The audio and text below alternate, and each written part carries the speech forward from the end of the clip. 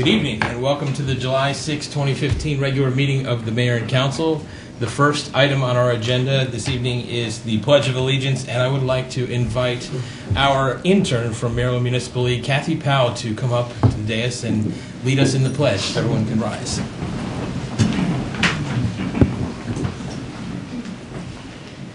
I pledge allegiance to the flag of the United States of America and to the republic for which it stands, one nation, under God, indivisible, with liberty and justice for all.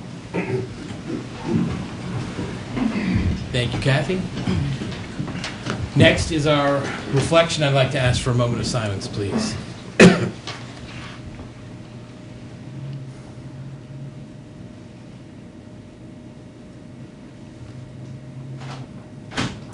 Thank you very much. Before we go on to the next agenda item, I did want to wish our colleague and Council Vice President Ryan Spiegel a happy birthday today. Let's give him a round of applause.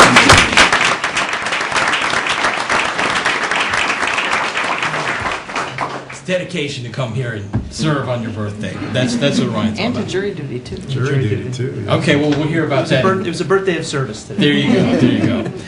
Next, we have approval of minutes, and we have 4 sets of minutes tonight to approve. The first being regular session for May 18th. What is the pleasure of the council? Mr. Mayor, I move that we approve the regular session held May 18th, 2015. Second. All those in favor, please say aye. Aye. Any opposed? Carries 5-0. Next, we have the regular session held on June 1st, 2015. I'll move approval of the minutes on the regular session of the Mayor and City Council on June 1st. Second. All those in favor, please say aye. Aye. Any opposed? Carries 5-0. Next, we have minutes from our off-site work session from June 8th. Mr. Mayor, I move approval of the minutes from the off-site work session held on June 8th. Second. All those in favor, please say aye. Aye. Any opposed? Carries 5-0. And next, we have the minutes from June 22nd work session. I should note that we should the current one, Doris, has the one I'm showing on the screen does not have Kathy and Ryan. So Ryan were absent. We were on the absent. second. Right. So I want to reflect that in the minutes. Okay. So would someone like to move with that amendment? Not us. So moved. Second. All those in favor, please say aye. Aye. Any opposed? Any abstentions? Abstentions. Okay, carries 3-0-2. Thank you very much. Got through that one. Okay. Next, we have our consent agenda, and there are 2 items this evening. What is the pleasure of the council? Move approval of the consent agenda. Second. All those in favor, please say aye. Aye. Any opposed? Carries 5-0. Next, we have presentations, and I would like to invite Chief Soroka to join me at the podium.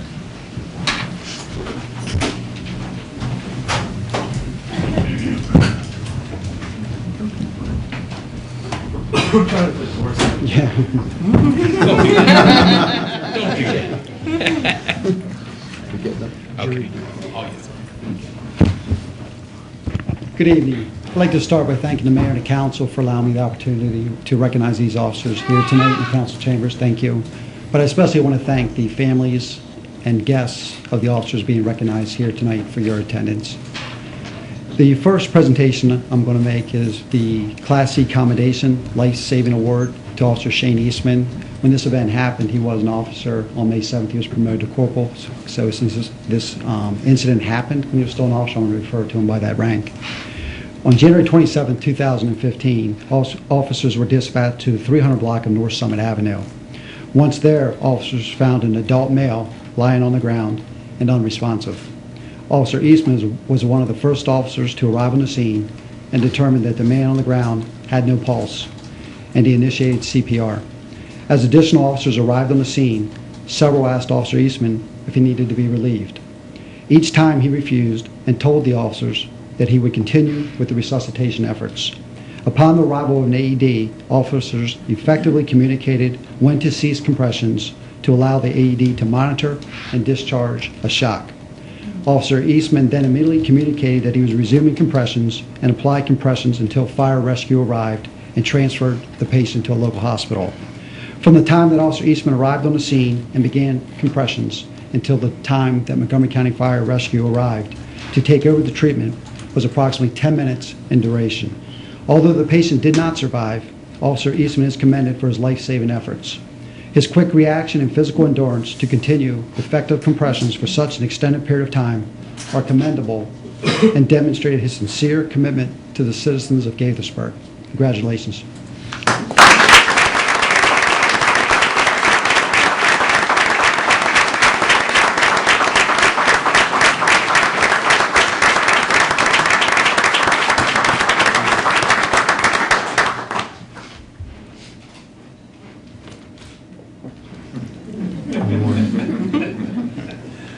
Sure. Now I'm going to recognize 4 officers that have recently been promoted. A career as a police officer is more than a job. It is a calling to a life of sincerity, service, and sacrifice. To become a successful police officer, one must possess a true desire to help others, no matter what the cost. Nowhere is that desire more evident than in the ranks of the Gaithersburg Police Department. I want to thank the family and friends of Lieutenant Christopher Vance, Sergeant Raul Delgado, Corporal Wade Karen, and Corporal Shane Eastman that are here tonight for your support that has enabled them to achieve positions of greater responsibility. They did not get here alone, as you are the ones that have been here for them in the good times as well as the bad. You have shown patience and understanding when they miss family events as a result of having to work. They will need your continued support now that they have each attained positions of greater responsibility. Promotional competitiveness is contingent upon job knowledge, education, training, experience, and performance. Each of the 13 officers desiring promotion to the rank of corporal and sergeant participated in a 5-month competitive promotional process that consisted of a written exam, a structured resume outlining their work history, education, training, and if applicable, military experience, and an oral interview consisting of 5 operational scenario-based questions. The resumes and oral interviews were scored by a panel of outside assessors from Allied Maryland municipal police agencies to ensure objectivity and impartiality. This resulted in a rank-ordered eligibility list. The one promotion to the rank of lieutenant consisted of a resume submission similar to that of the corporals and sergeants, and an oral interview by every sergeant in the department desiring a promotional opportunity. These officers excelled through the comprehensive promotional process. I commend the newly promoted officers for their commitment to ensuring public safety, and I am confident that they will fully embrace their new leadership positions by influencing and motivating those supervised relative to the quality and quantity of their work. An achievement such as theirs comes with more than studying the criminal laws, motor vehicle laws, department general orders, and city ordinances. Their tenure, job experience, and more importantly, motivation and support from home has put them in a position to make more of an impact in the Gaithersburg Police Department and this community. Lieutenant Vance, Sergeant Delgado, Corporal Karen, and Corporal Eastman, you have the responsibility to lead, encourage, mentor, reward, and to hold accountable the subordinate officers under your supervision who are strictly required to obey you as their superior officer, and in this and in all other respects, you are to diligently discharge the trust committed to you according to the rules and regulations of the Gaithersburg Police Department, the City of Gaithersburg, the laws of the State of Maryland, and of the United States. Congratulations on your accomplishment in achieving positions of greater responsibility. As you move higher up in rank, you must work longer and harder, as you are not only responsible for yourselves, but to the men and women that you've been entrusted to lead. The things that you do when nobody is watching are the things that will define you. I wish each of you and your families the very best in life. The first promotional certificate is being presented to Corporal Wade Karen. Corporal Karen was hired on March 27, 2006. Corporal Karen has worked in patrol and in the investigation section. Corporal Karen is a former TASER instructor and one of the department's senior field training officers. Corporal Karen, if you could come forward and pin it on his badge, is Corporal Brian Hurt.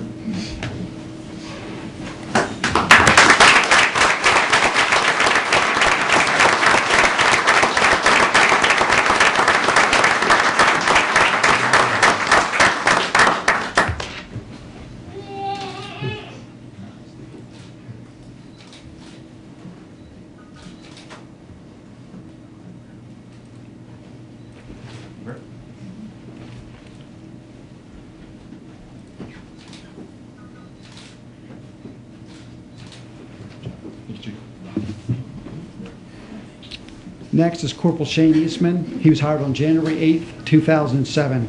Corporal Eastman has worked in patrol, the street crimes unit, and was the 2011 Officer of the Year.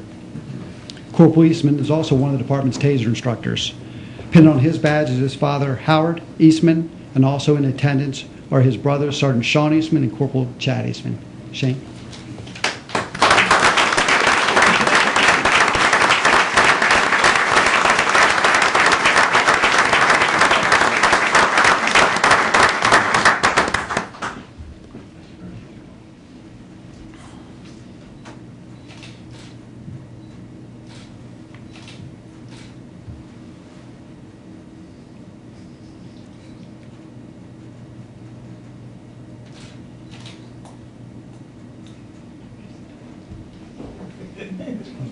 All right.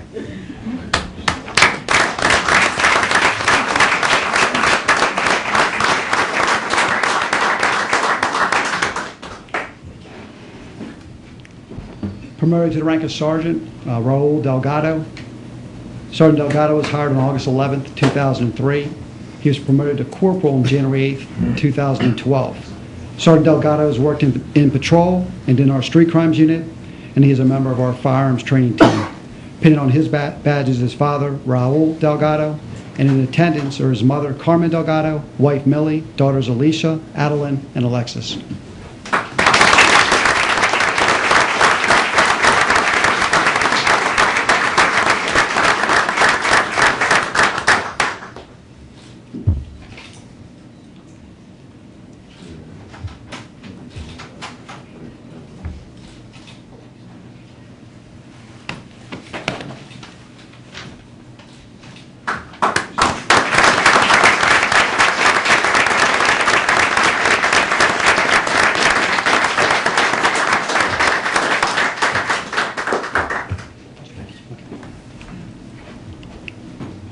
Next is Lieutenant Chris Vance. Chris was hired on September 22nd, 1997. He was promoted to Sergeant on January 8th of 2012. Lieutenant Vance has spent his entire career in patrol. He's a use of force expert for the department, and he's also our TASER coordinator. Lieutenant Vance holds a master's degree in management from Johns Hopkins University. Pinned on his badge is his wife, Deb Vance, also in attendance. Bear with me, this is a rather lengthy list. Is his son Peyton, daughter Paisley, father Larry Vance, mother Linda Vance, father-in-law John Resit, mother-in-law Chris Resit. Did I get that right? Yeah, that's okay. Okay. You sound like your husband. Corrects me when I'm wrong all the time. How do you pronounce it? Zizit. Zizit. Yeah. All right. Chris Zizit, brother Mike Vance, sister-in-law Ashley Vance, niece Lexi Vance, another niece Katie Vance, niece Taylor Vance, and nephew Lincoln Vance. Although I don't think he'll know that we're talking about him. He's less than 1 year old. So Chris, come on up.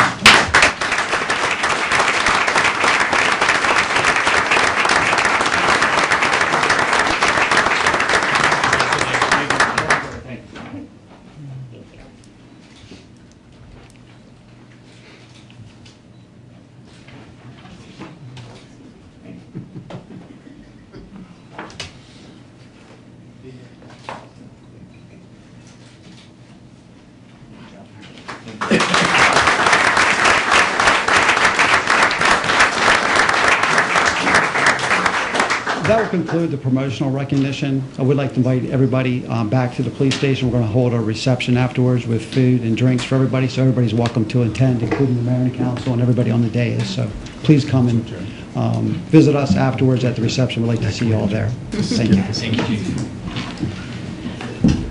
Stay right up here with me. Next, I would like to invite the young ladies from the Girl Scout Troop 274 and any teachers, family members who'd like to join us as well.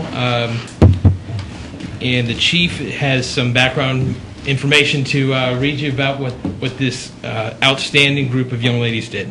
So. Throughout the state of Maryland, in any given year, we average statewide about 100 pedestrian fatalities and more than 1,000 pedestrian injuries as a result of motor vehicle accidents involving pedestrians. These junior Girl Scouts did the research on the pedestrian accidents that were occurring, and decided, based on that research, that they were going to put an initiative together. And this initiative included working with the police department to come up with an idea, which was their initiative, to educate the public on pedestrian safety. And as a result, they handed out over 500 educational brochures to motorists and pedestrians that were violating various traffic laws during that initiative.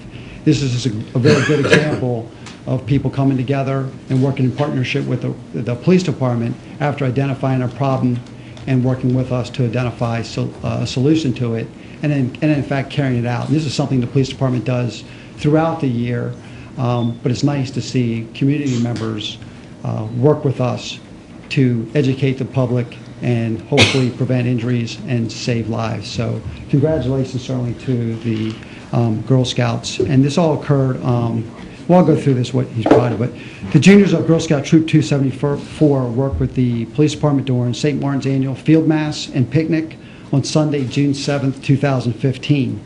The troop members worked to complete their Bronze Award project by promoting crosswalk use. The Bronze Award is the highest award that Girl Scouts can earn at the junior level. It requires them to identify a way to make a positive change in their community and then develop and execute a plan that results in positive change. The troop's project focuses on pedestrians crossing busy Route 355 near St. Martin of Tours Parish, particularly on Sunday mornings. To prepare for this final task, the troop members researched county statistics and spoke with Gaithersburg police officers, the Gaithersburg mayor and city council, community activists, and the St. Martin's Parish leadership. The final task included a public service announcement during St. Martin's annual field mass and picnic, as well as a physical presence along the road, accompanied by members of the Gaithersburg Police Department. Troop members helped pedestrians safely cross Route 355 from 11 a.m. to 2 p.m. on June 7th and distributed information on pedestrian safety. It's my understanding they distributed over 500 educational brochures. We would like to recognize Troop 274 for their citizenship in seeing a problem, doing research, and developing potential solutions. Their caring for wanting to keep the parishioners of St. Martin's and our citizens safe, and the responsibility for being willing not only to present us with a problem, but be willing to actually work to make a difference. Their efforts helped to educate our citizens about the importance of using crosswalks and also resulted in a 98% use of the crosswalk on Sunday, June 7th, during one of St. Martin's special events. We applaud the Girl Scouts of Troop 274 for their willingness to help us in our efforts regarding pedestrian safety. I also wanted to note that our Police Sergeant Scott Scarf worked closely with our Girl Scouts on this endeavor and would have liked to have been here but had a conflict. So we have, the council and I are so proud of what you guys have done and proud to award this certificate of recognition to each of you from the Mayor and City Council of Gaithersburg, presented to Girl Scout Troop 274 in appreciation of your Bronze Award project and community service in pedestrian safety that benefits the city of Gaithersburg and the state of Maryland. Thank you for being outstanding citizens and role models for all. Best wishes in your future endeavors. Presented this 6th day of July 2015 and signed by me. Congratulations, ladies.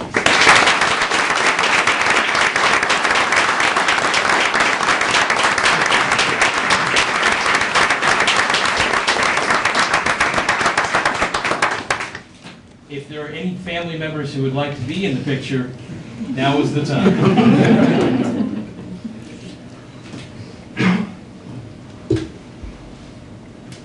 Excellent. Thank you very much.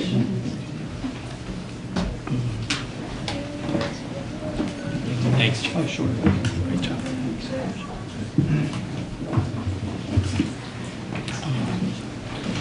All right.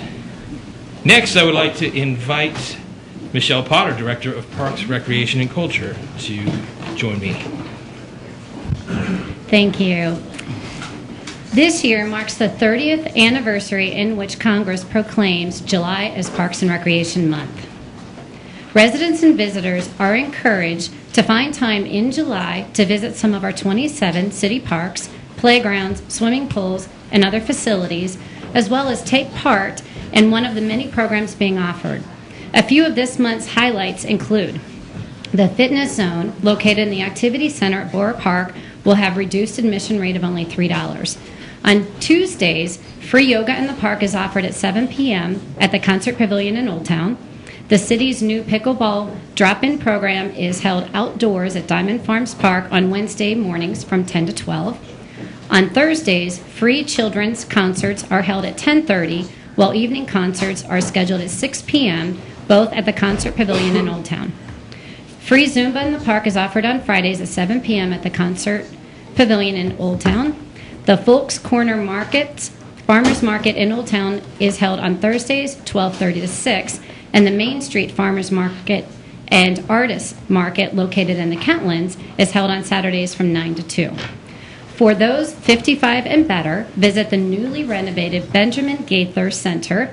An artist reception with light refreshments and entertainment will be held on July 9th at 6 p.m. The new fitness center there is now in full operation. Come dance to the Hula Monsters as they perform Hawaiian rock and swing music on Saturday, July 11th from 6 to 8:30 p.m. Admission is free and food trucks will be available. A couple's day at the miniature golf course will be held on Sunday, July 12th, with a 2-for-1 special, and a sports fest, which is a celebration and an introduction of a variety of youth sports, will be held at Boer Park on Saturday, July 18th. The event begins with a 1K family fun run walk. For information, call 301-258-6350 or visit the city's website at www.gaithersburgmd.gov. Issuing this proclamation will remind Gaithersburg citizens of the importance of embracing an active lifestyle and that we are here to help improve their overall health and quality of life. Excellent. And we have a proclamation, and actually we should have some more 1K runs. It's more my distance.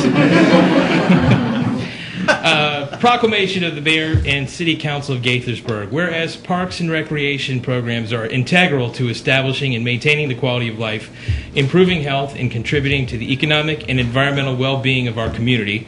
And whereas these programs can aid in the prevention of chronic disease, provide therapeutic recreation services for the mentally and physically disabled, and improve the mental and emotional health of all citizens. And whereas parks and recreation programs have been shown to help increase property values, expand the tax base, increase tourism, attract and retain businesses, and aid in crime reduction. And whereas these programs enhance the environmental well-being of our community by preserving green space and providing a place for residents to connect with nature, now therefore I, Judd Ashman, by the power vested in me as mayor, do hereby proclaim July 2015 as Parks and Recreation Month in the city of Gaithersburg, Maryland, recognizing the important role that parks and recreation programs play in sustaining a healthy, active community. Proclaim this 6th day of July 2015 and signed by me. So Kathy, come up for the photo as well. Oh, Kathy? join us. And I just want to say that Michelle and her department do a fabulous job putting all these programs together. We're very proud. So Thank you. let's give them a round of applause.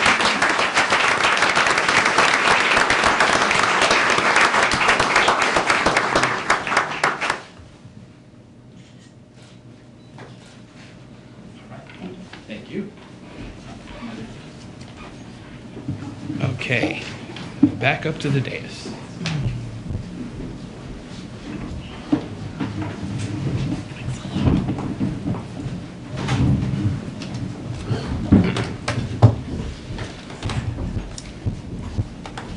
Next, we have public comments. This is the time the mayor and council would like to hear from the public about any topic that is not a public hearing topic this evening. Tonight we have 2 public hearings, so if you're here, or is it 1? Is that adequate public facilities? Is that a public hearing? Yes. Yes, we have 2 public hearings. So if you're here to speak about either of those topics, then hold off until the public hearing.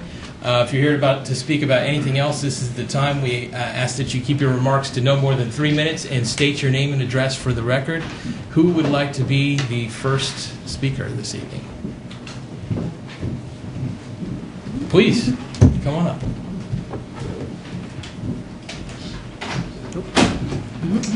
Hello. Yeah, you can stay. You can stay up. Just please. Go ahead. Go right ahead. Well, thank you, Mayor and City Council, for this opportunity to speak.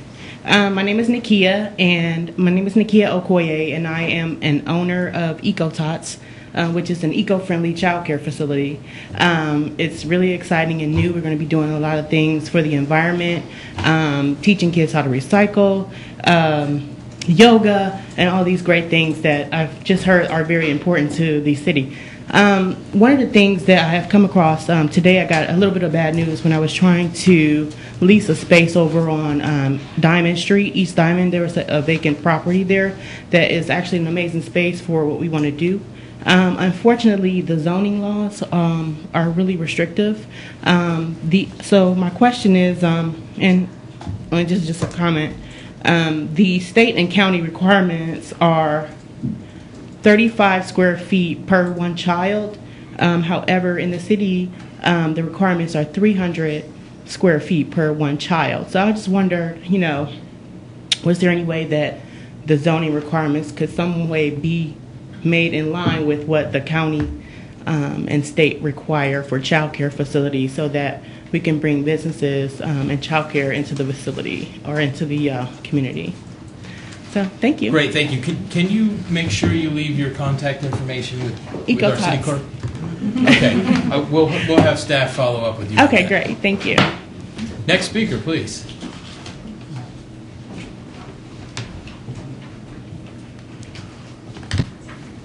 Hi, my name is Zoe Zindash. I live on Bradbury Drive in Gaithersburg, and I would like to read you a letter on behalf of my sister Bella, who is out of town today. Dear City of Gaithersburg, when Miss Mugg told us that she would not be teaching anymore, I didn't believe it. I thought I must have heard wrong, because I know there is no way she could have chosen to leave us this way. She dedicates her life to dance, but not only to dance, she dedicates her life to us. I am going to ask you to think back on the most influential teacher you've had in your lifetime, and then make them 10 times more passionate. That is who Miss Mugg is. Unless you take the class with her on your own, you will never understand how truly amazing and passionate this woman is. Miss Mugg is the best teacher I've ever had. She provides a safe, positive environment filled with support and kindness. She is always there and ready to work because she loves us growing and improve. She loves seeing us grow and improve. I can honestly say she is the most dedicated woman I've ever met. Not only has she been teaching us for so long, she is willing to dive down here every day from Pennsylvania because we mean so much to her. Every day, I look forward to coming into class and being welcomed with her witty sense of humor, her stories, and her positivity.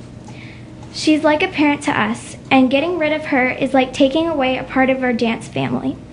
She is the glue that holds us together, and without glue, we fall apart. I don't want dance to become a memory. I don't want to lose this family that we have, and if Miss Mugg leaves, we'll all have to find different studios and make new friends. And this beautiful family will be nothing but a memory. Thank you for your time. Thank you. Chris. Good evening, Mayor, City Council, City Manager, City Staff. My name is Christopher Zendash. I live at 12217 Bradbury Drive in Gaithersburg. And following up my daughter's comments, anytime a child takes the time to write a passionate letter about somebody they care a lot about that's been an influence in their lives, I'd like them to read that letter and let it be absorbed. I'm a longtime supporter of the city of Gaithersburg. I've been in front of you many times, usually for building hotels and working on laws and code and things like that. But the concern today is, as my daughter mentioned, Miss Mugg is one of the ballet teachers that teaches over at the Casey Community Center. And she was excused or terminated from her job without any information given to the parents or the students.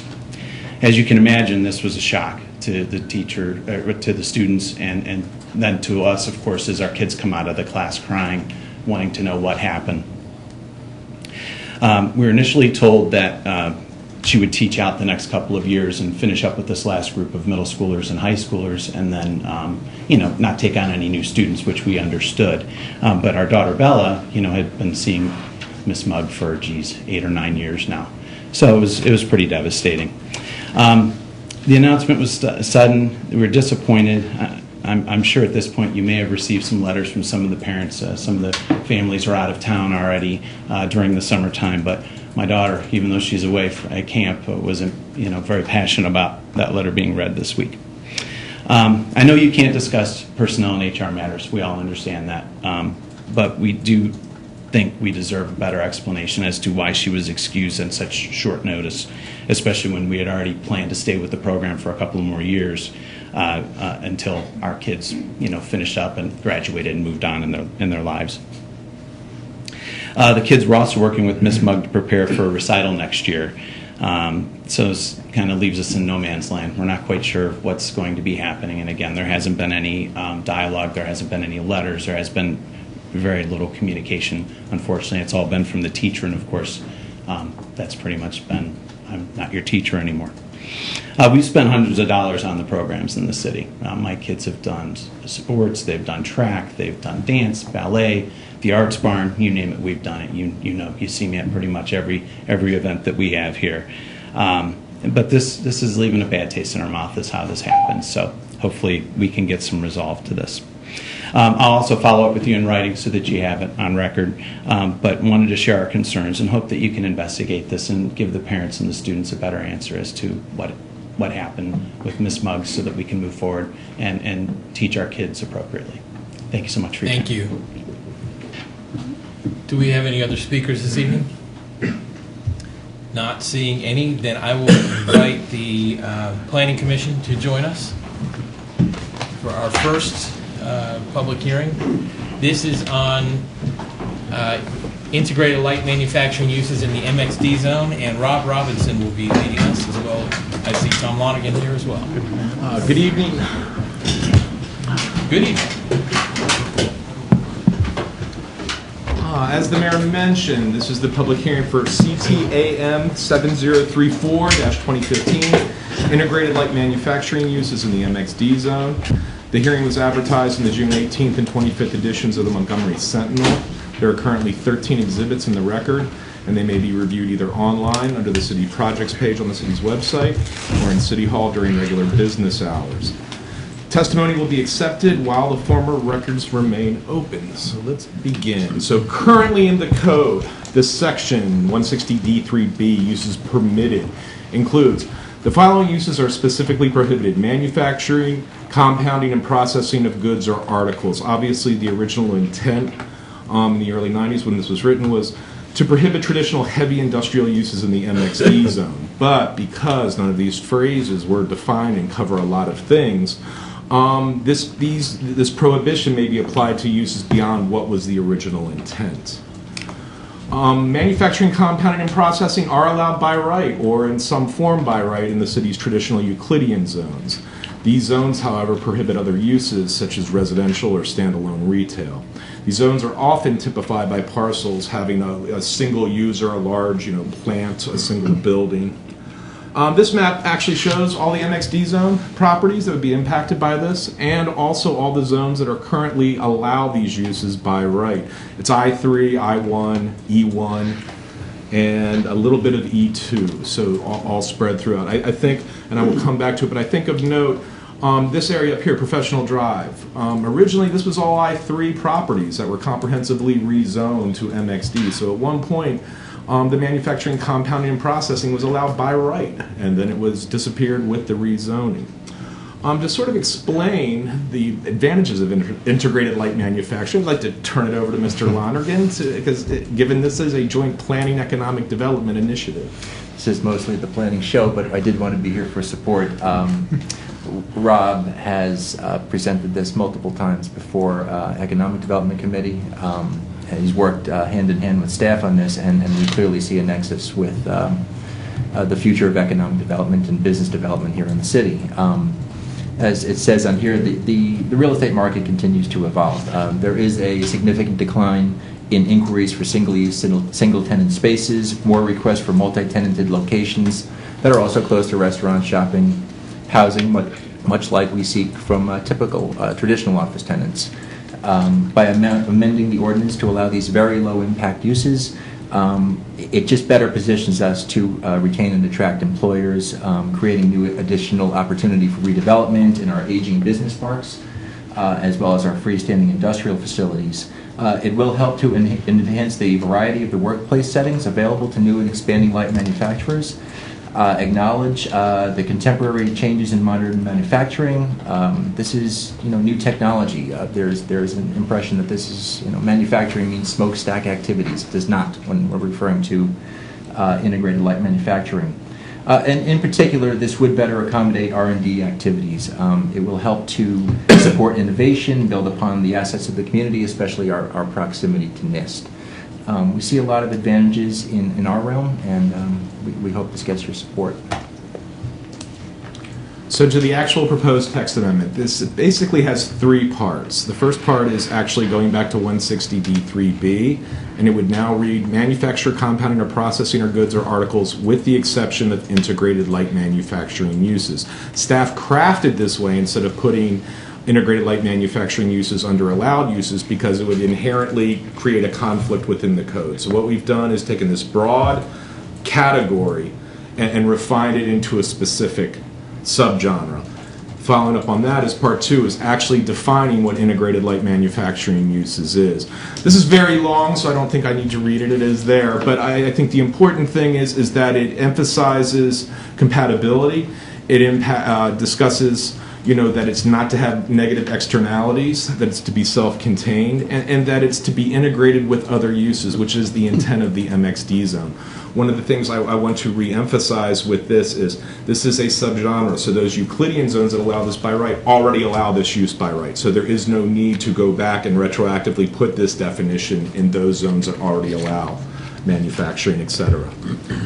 So with this, we believe, as written, it reflects and accommodates the new business model's practices. It creates a site and situational location standard.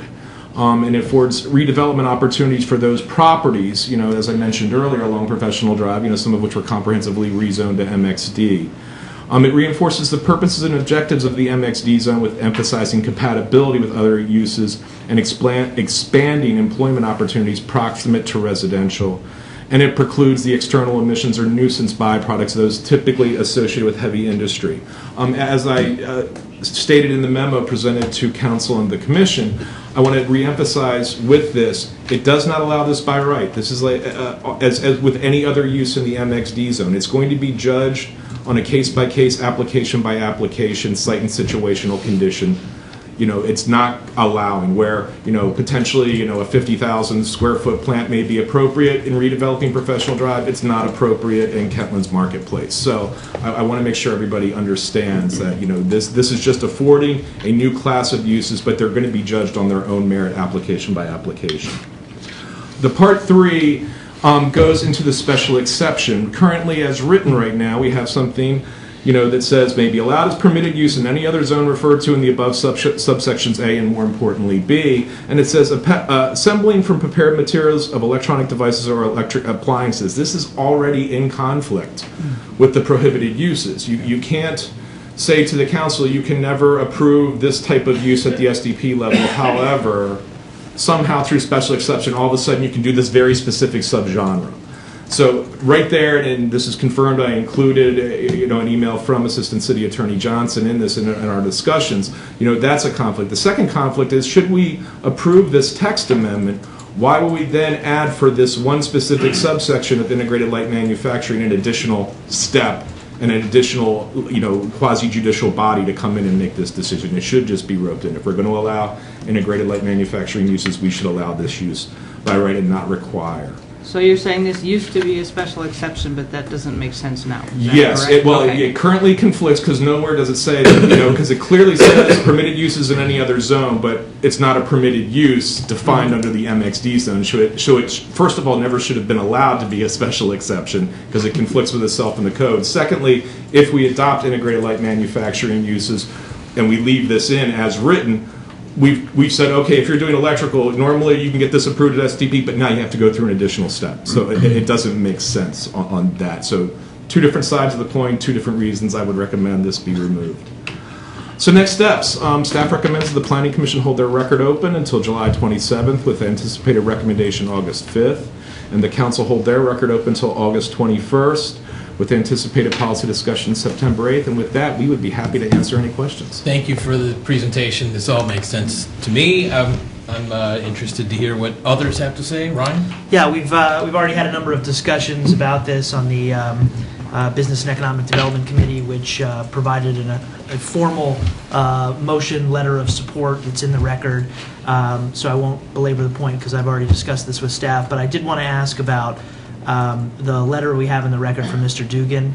I didn't see any formal response to some of his suggestions.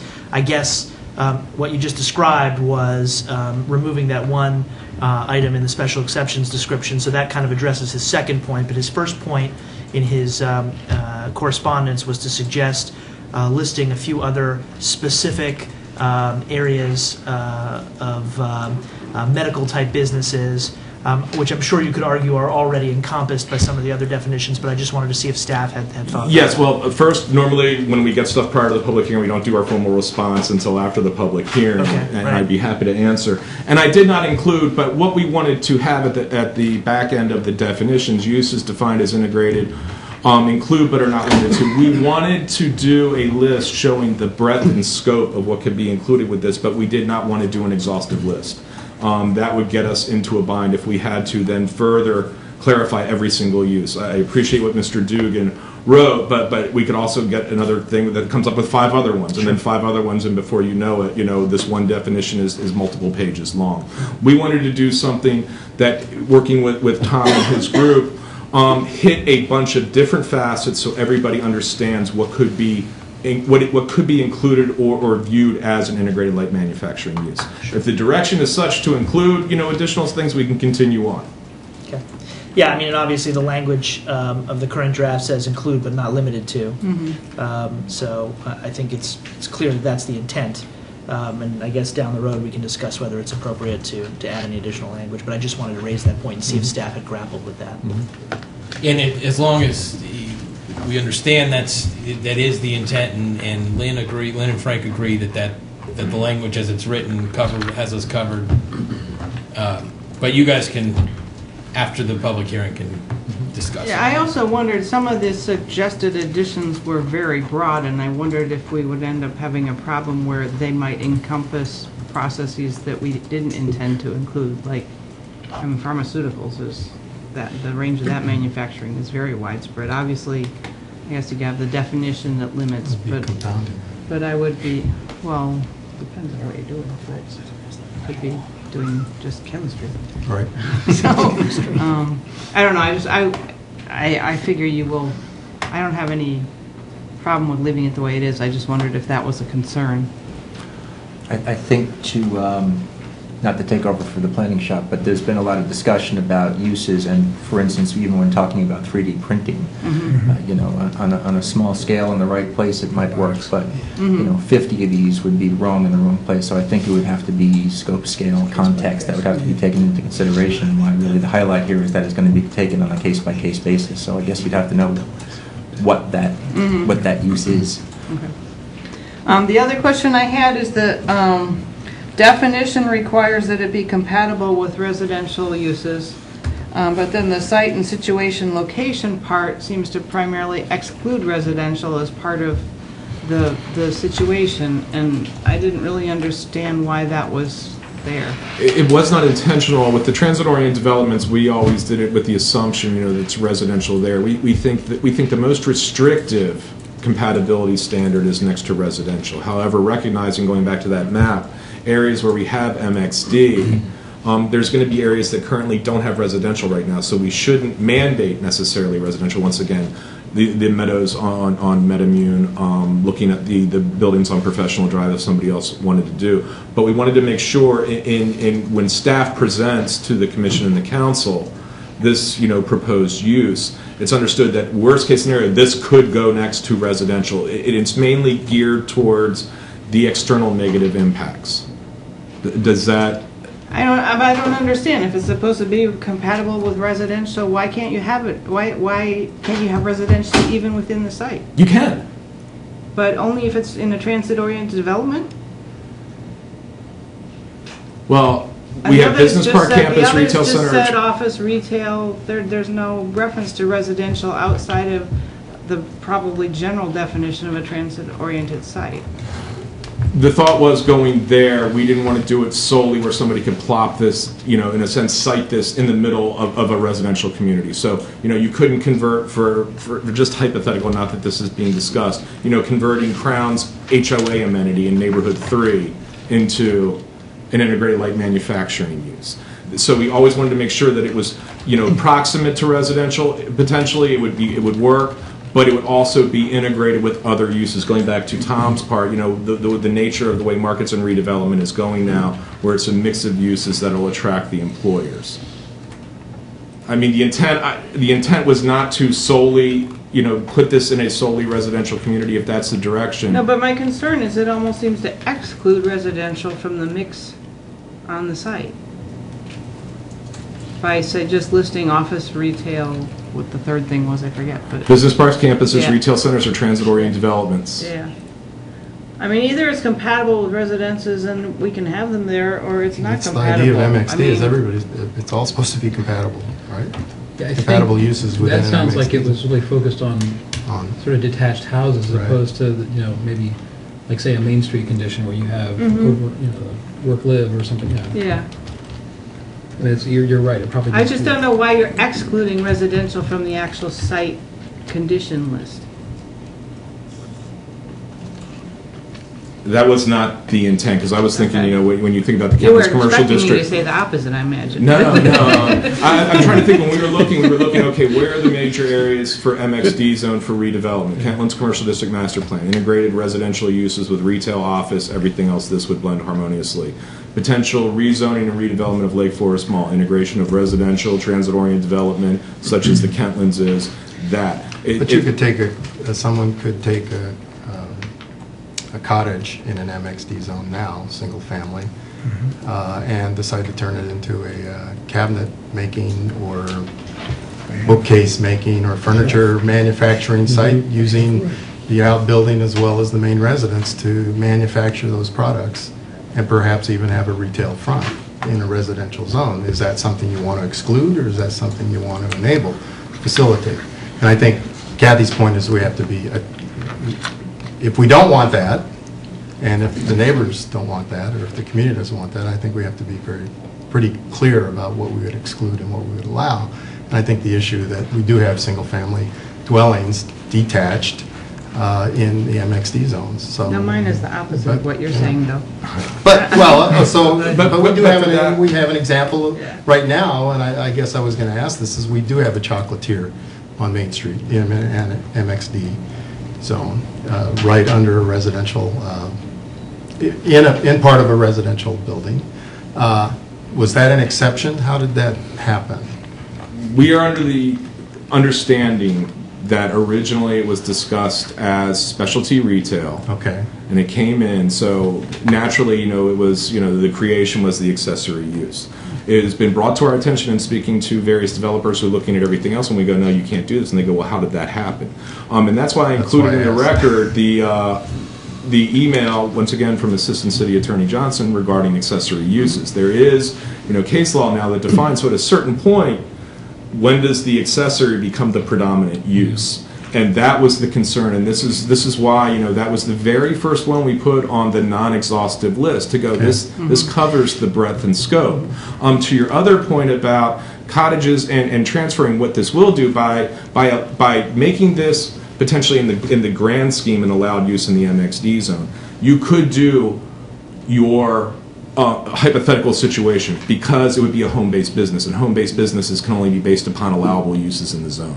So by allowing integrated light manufacturing uses, to your point about converting, your garage or whatever into cabinet making, you could do that, but it wouldn't be done at the SDP level, under allowable uses. It would be done under home-based businesses, because you wouldn't be introducing, as long as you complied with all the other requirements. What if the intent is not to have it be a home any longer, but to be a standalone light manufacturing location, where everything in that cottage or home, detached dwelling, becomes then part of the manufacturing process? You have business office upstairs. That would be, I understand. I think a change of use, it would have to come back, they'd have to amend the SDP, it would have to come back before council. It would go through, the whole review process for that. That's not a simple process to then introduce suddenly a commercial or non-residential use in the heart of a residential community. Okay. And my hypothetical is in some of these bigger parcels that are either still blank or could be redeveloped, would this prevent you from having a multi-story building that had light manufacturing and residential in the same building? No. In fact, in the ordinance itself, what we talk about were operations, blah, blah, blah. Unit or floor thereof where the operation. So it does not require that it has to be the whole building. It can be a unit of a building. It can be a floor of a building. It can be the whole building. So And the floor would then be defined as the site? The use on there. So it's just like discussing a mixed-use building where if you have, commercial, a retail office on the first floor and multifamily above, you could do the same thing. It could be less than a floor, it could be a unit. Yeah. I mean, So it could be one suite. I mean, because this as a floor has to be either a park campus, a retail center, or a transit-oriented development, right? Well, it says integrated light manufacturing should be located. First of all, we didn't mandate it, so once again, this comes to the application by application review. But we think it makes the most sense to integrate this in more of the mixed-use philosophy where you have a number of uses to put I together. agree. So, yeah, but- I'm just asking about one additional use, I think, but I'm whatever. I don't know if you see what I'm I'm concerned about saying or not. minimum and maximum space that you might allow this to happen, and providing at least a little bit more specific guidance to an individual who might want to do this. I mean, we still have the So SDP we process. still have Right, to make that decision and. So communicate. so the other issue that I guess I wanted to address is how does this is this in contradiction or how does this relate to this other issue of zoning that we've talked about for the Market Square, where we allow where the property owner has requested a certain percentage of their square footage to be used for not specifically retail sites, but other types of businesses, and where we feel that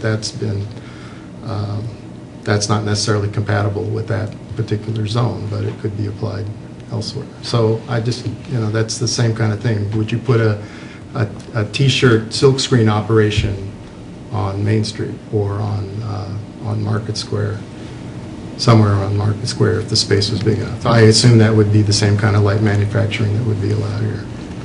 Again, this isn't a by right That's right. use. No. Anything has to go through an approval Sure. process. That's right. It's just the authority to do it, Right. but we don't have to ultimately grant any particular applicant. But there's also by making this change, we're also encouraging certain types of businesses or manufacturing concepts we're welcoming them to the city and considering locations within the city. So where are we gonna make sure that happens and doesn't happen? What's our intent? And Professional Drive is very different than Market Square. Which is why So- these things would have to be taken on a case-by-case basis. It's just allowing the authority to consider these uses. But I think the whole, and this is what I wrote down, like the case-by-case basis, I mean, I guess I wanted to understand what that analysis would be. I mean, I think that would open up a can of worms, because someone could say, well, why wasn't mine approved and this was, and there might be some nuance or something like that. So I was just wondering, how would that be handled? What's the criteria? Who makes that ultimate determination? Well, Who comes before us? But how is that going to be handled? I can see that being a problem. But you're essentially already doing it now with every SDP that comes before you. When we had Crown that came before you, they had done a bunch of proposed various uses for the commercial core, and the Planning Commission recommended approval, and the Mayor and Council adopted it.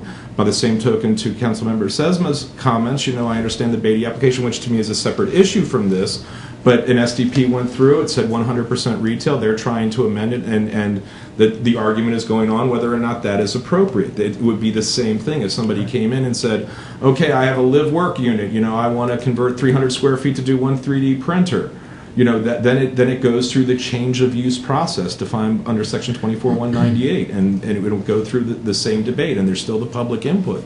Once again, it's very difficult to do finites with this, because it can run the breadth and scope from 300 square feet a unit in one suite to, being a whole redeveloped building somewhere else in the city. And that's why I said it's very contextual and site and situational. We already we don't have finite caps or anything like that for what percentage of the square footage in an MXD application now needs to be residential. Or the only cap is 0.75 FAR for all non-residential uses. Right. That encompasses everything. But at the individual SDP phase, and I'm just sort of making the same point you're making, Rob, in response, is that we already make decisions about how we're going to allocate retail, office, residential within a project, and it's going to be different for every project, and we make that decision. This just gives us another item to choose from in that mix and to decide if we want it in there at all, and if we do, how much we want to allocate to it, right? And the beauty of SDPs, once again, because it's codified in there, the council and the commission can recommend, and the council can put conditions. So you can, even if you wish, further refine and limit uses. You have that ability. This just, once again, affords. I think what triggered this for me was the idea, as things begin to redevelop, wouldn't it be great to have a brew pub?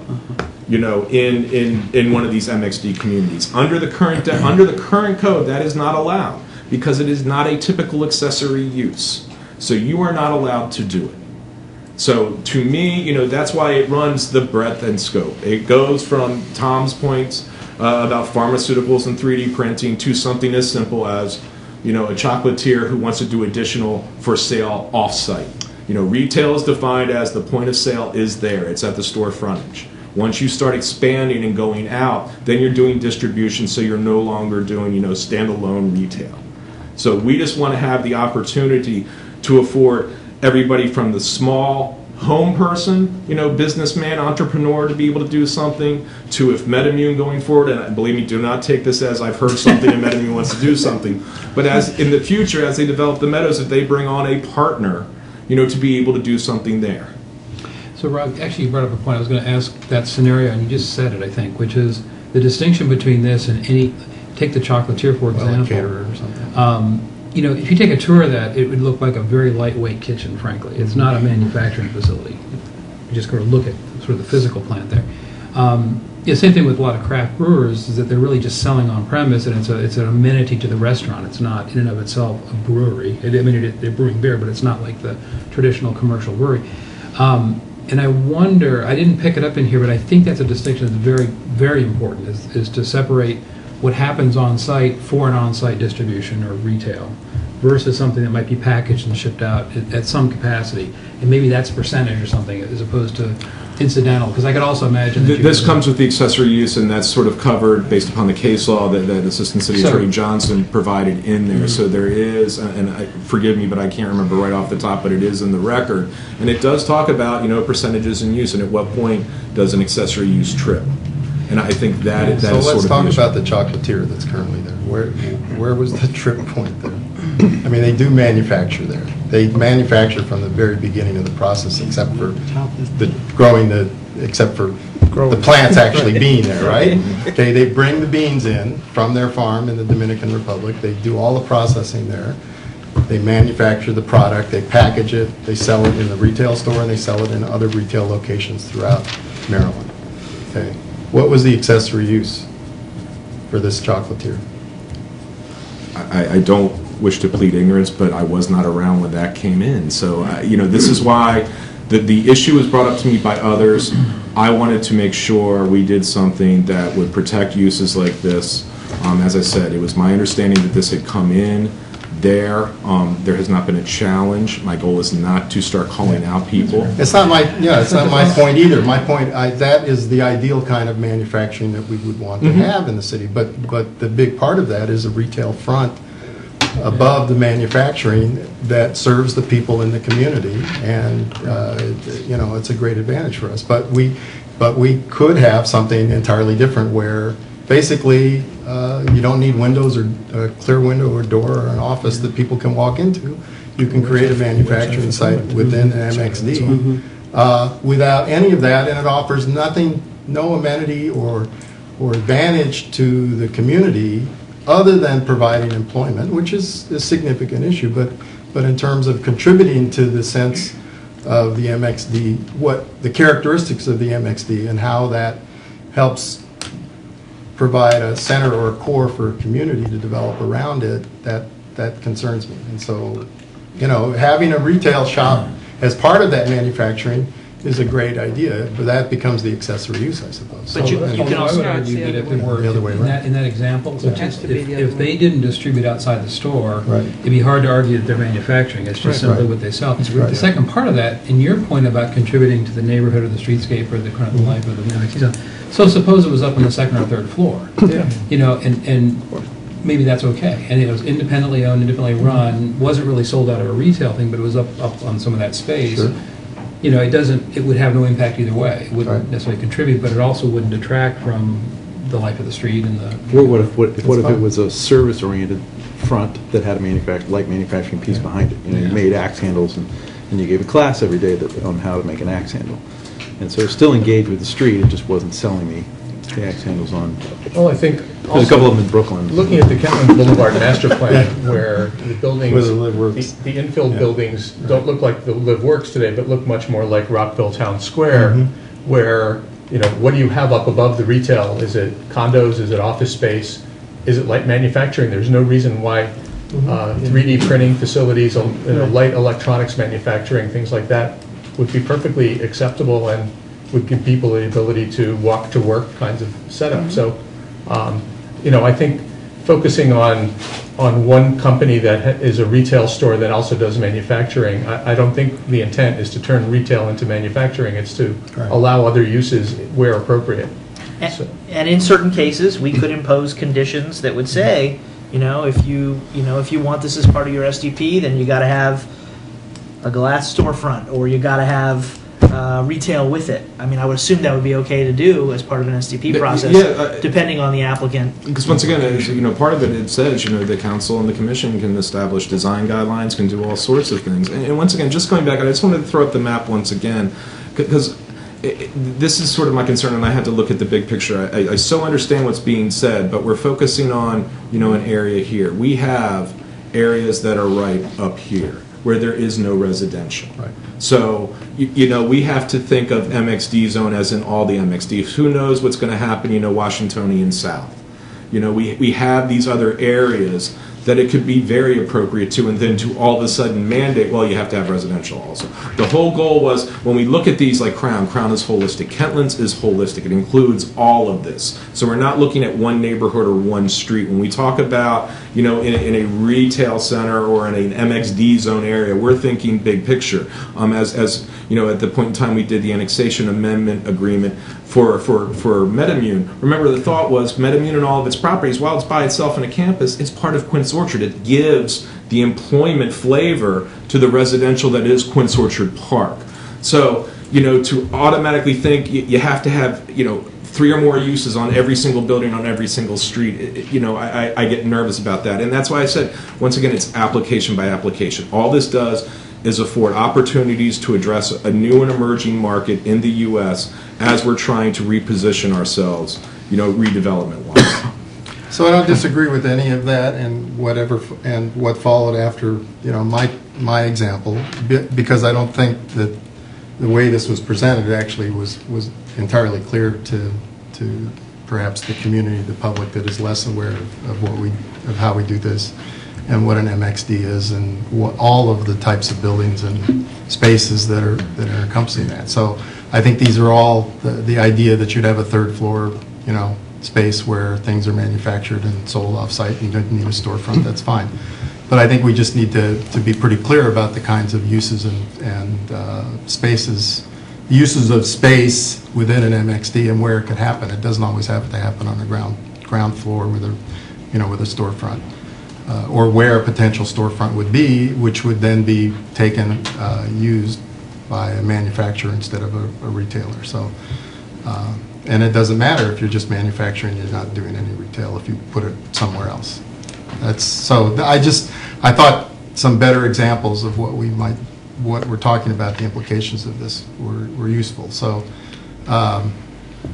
but I'll tell you one thing that we wrestled with on the commission just a little bit when it was presented was, most of this is frankly Tom's job to sort of take it and wrap it in this sort of maker economy sales package and get out there and beat the bushes. and Rob's just trying to make sure that the bushes are cleared out of stickers, right? So the the idea that the Planning Commission really was kind of wrestling with, I think briefly John started that conversation, was, is there a way within the zoning code to sort of make sure that we encourage this? When we talk about mixed-use zones, we do have some encouraging uses listed and say we really want this, this community, and we don't just use adjectives and descriptors like vibrant and all that other stuff. We also actually list some uses, and I think staff sort of talked us down from adding industrial uses or some kind of light industrial uses, some kind of indicator to somebody who picks up a zoning book, so that if they happen to miss Tom in the hallway and they just get to the zoning manual, that there's something there that encourages this use, that lets them know that instead of just listing it in uses and then we deal with it, if the applicant comes in and asks for it, fine. If they don't ask for it, we demand it, then that's fine too. But it's sort of a secondary issue at that point. But yeah, and I agree with you. I think, but part of that is making sure that the public understands and they aren't in here in 2 weeks to complain that we've endorsed this kind of change to the MXD zone because they think it means we're going to remove retail from the street level, and they'll be alarmed about that as much as they're alarmed about the other changes that we had from B. And I think that we just needed a clear explanation of what this would mean going forward. So to clarify that, does this mean, in fact, that light manufacturing is only light manufacturing in terms of a zoning classification if it's activity that isn't directly related to a retail? In other words, the goods leave the site and go somewhere else to be either sold or distributed or something.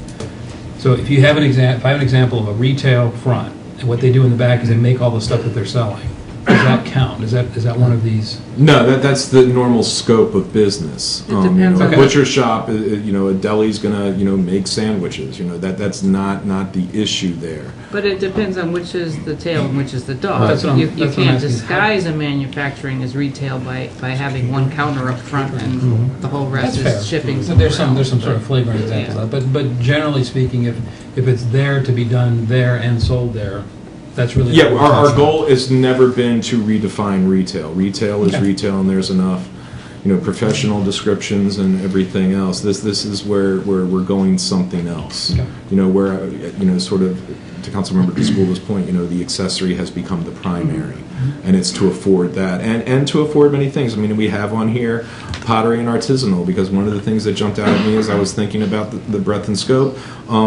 Some may not be familiar with Baltimore, but the Clipper Mill redevelopment is where they took an old mill and they made it an artist co-op, and there's a smelting in there. I mean, that is compounding, that is processing. They're not selling their art there, but they're using manufacturing between glassworks and metallurgy and everything else. They're doing it right there. That's a great community use. That's something that could be encouraged. But currently, as written, that's precluded. So that's why, again, my goal was never to do an exhaustive list. My goal was not to mandate FARs or percentages or sizes, because it runs the gamut, and it's to keep with the spirit of the MXD zone, that is to be compatible with other uses, and at the end of the day, the decision is to be made by the council and the commission on a case-by-case basis.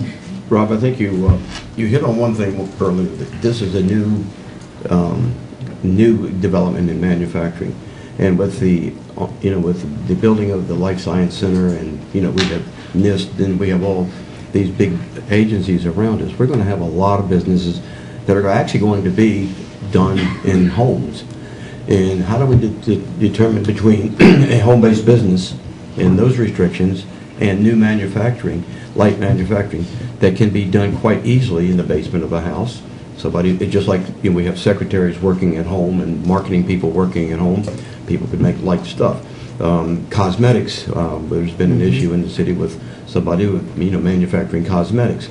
It takes up one room in the house. They do it, and is that a home-based business, that light manufacturing? These are things that are going to be developing. So getting down to some of the definitions of a really emerging new technology, and how do we make sure it integrates into the MXD, and not necessarily have to be, like you said, in a retail center or transit-oriented development.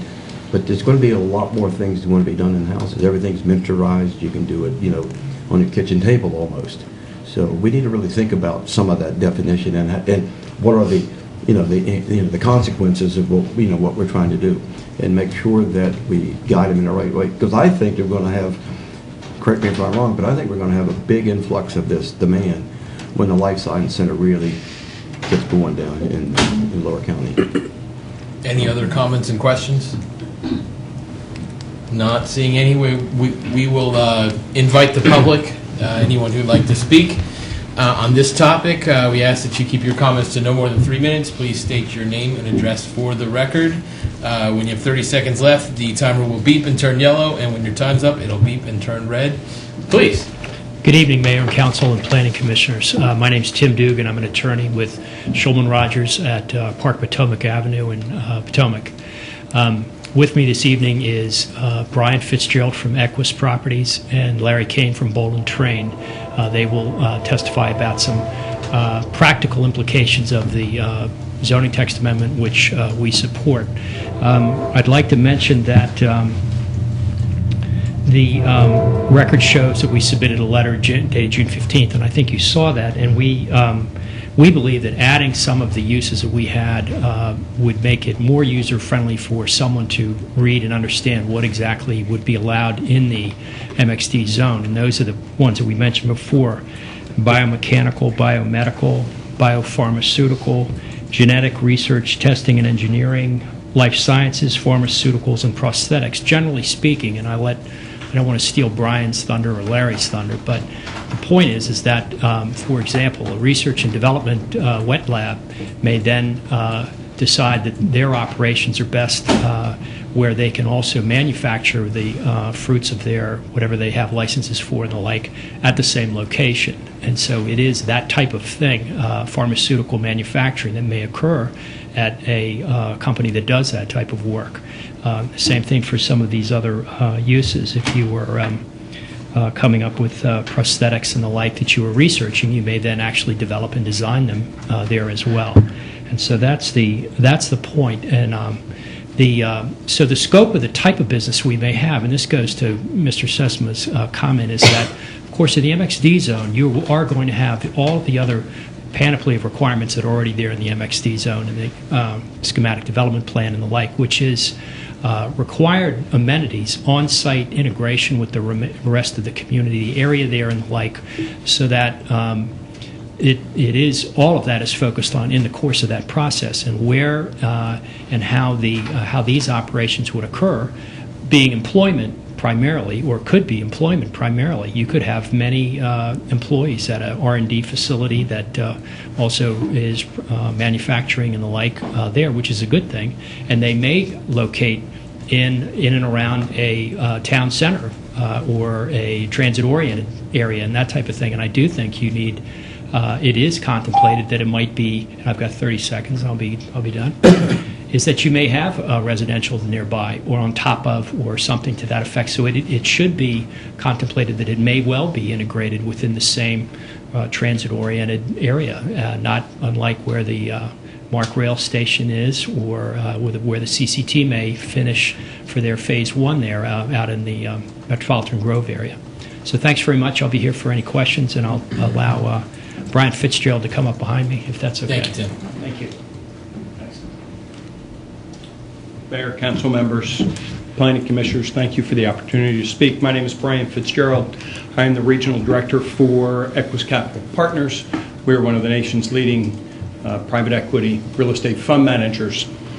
We own a number of properties in the Metropolitan Grove area, West Watkins Mill and Clopper. And as Tim noted, we support the MXD text amendment that we're talking about today. Changing the MXD zone to allow for light manufacturing, we certainly believe would improve the zone. Gaithersburg businesses and tenants of ours, MedImmune, Amplimmune, and QIAGEN, as well as Novavax, each manufacture today quantities of their vaccines, their pharmaceuticals, and associated products.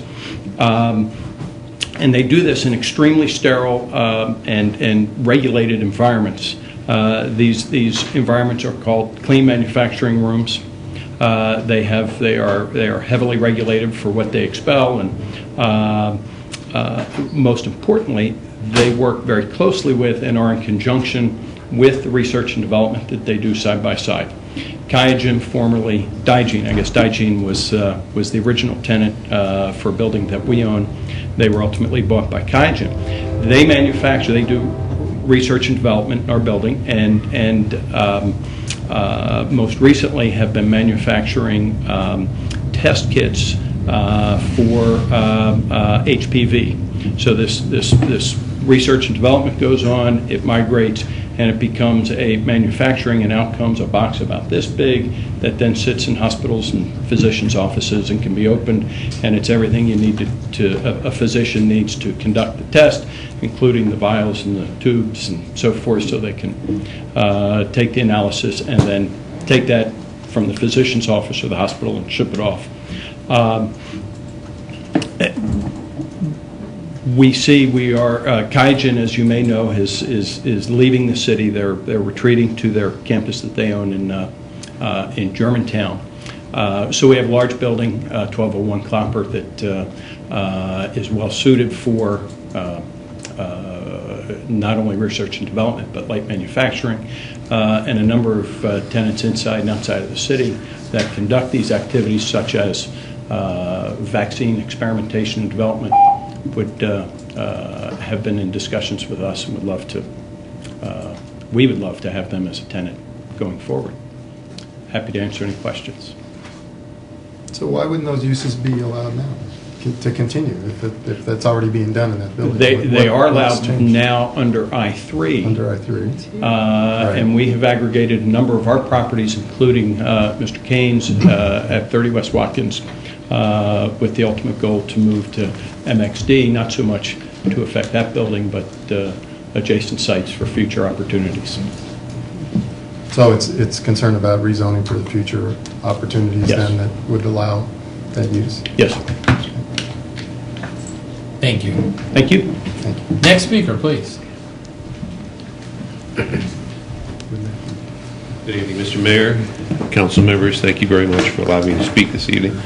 My name is Larry Kane. I work for Boland Services.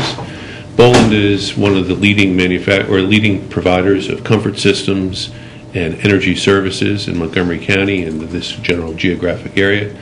We've been in business for over 50 years. We moved to the city in 2005. We employ about 320 people. Our property is located at 30 West Watkins Mill Road, directly behind the properties that Mr. Fitzgerald spoke about. And we have been about 20% vacant since we moved in. And several of the tenants that we've been courting to try to get into our empty space have been ones who manufacture, for example, or assemble electronic components. Currently under the I-3, that is a permitted use. If, however, the property is rezoned MXD, which would allow us additional developmental and other opportunities, that particular use would have been prohibited. And we feel that it would be a constraint on our ability to rent our property and provide additional employer capability within that area. So I would ask that you consider the MXD amendment and approve it, and we support it, and I'd be glad to answer any questions. Thank you very much. Thank you. Do we have any other speakers on this topic?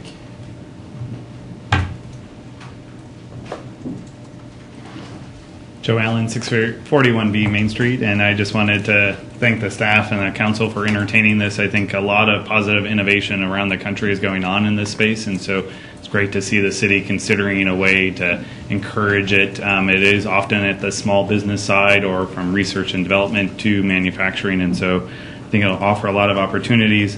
I've talked with a couple different companies that have located in similar spaces to the mixed-use zones that we are talking about tonight under this text amendment, including an e-bike company, a custom T-shirt company, 3D printing, as well as some, as was mentioned, art folks, and all of them are located in different areas from Mosaic to U Street to Brookland, and they add to the environment of the mixed-use development by having these small incubator spaces that can then grow to larger floor plates and other things.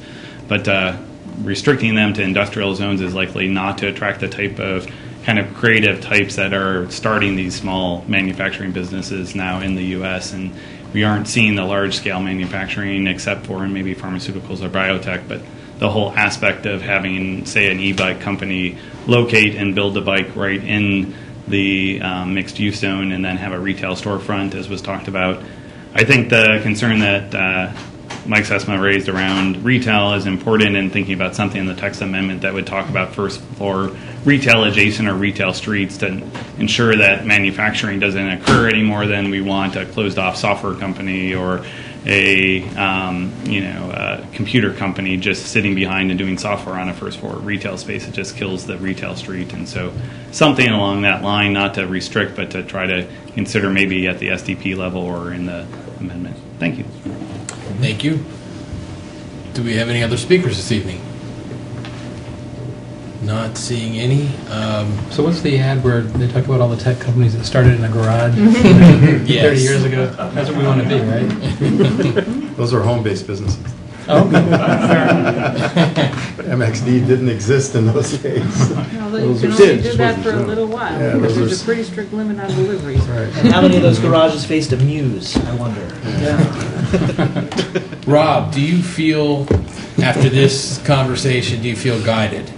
I will respond to the comments and the subsequent comments that come. I think, once again, I continue to look at the big picture. I understand the concerns, but once again, given the diverse nature of our MXD zone properties, not everything has a retail street, so I don't necessarily want to start codifying that it has to be with retail.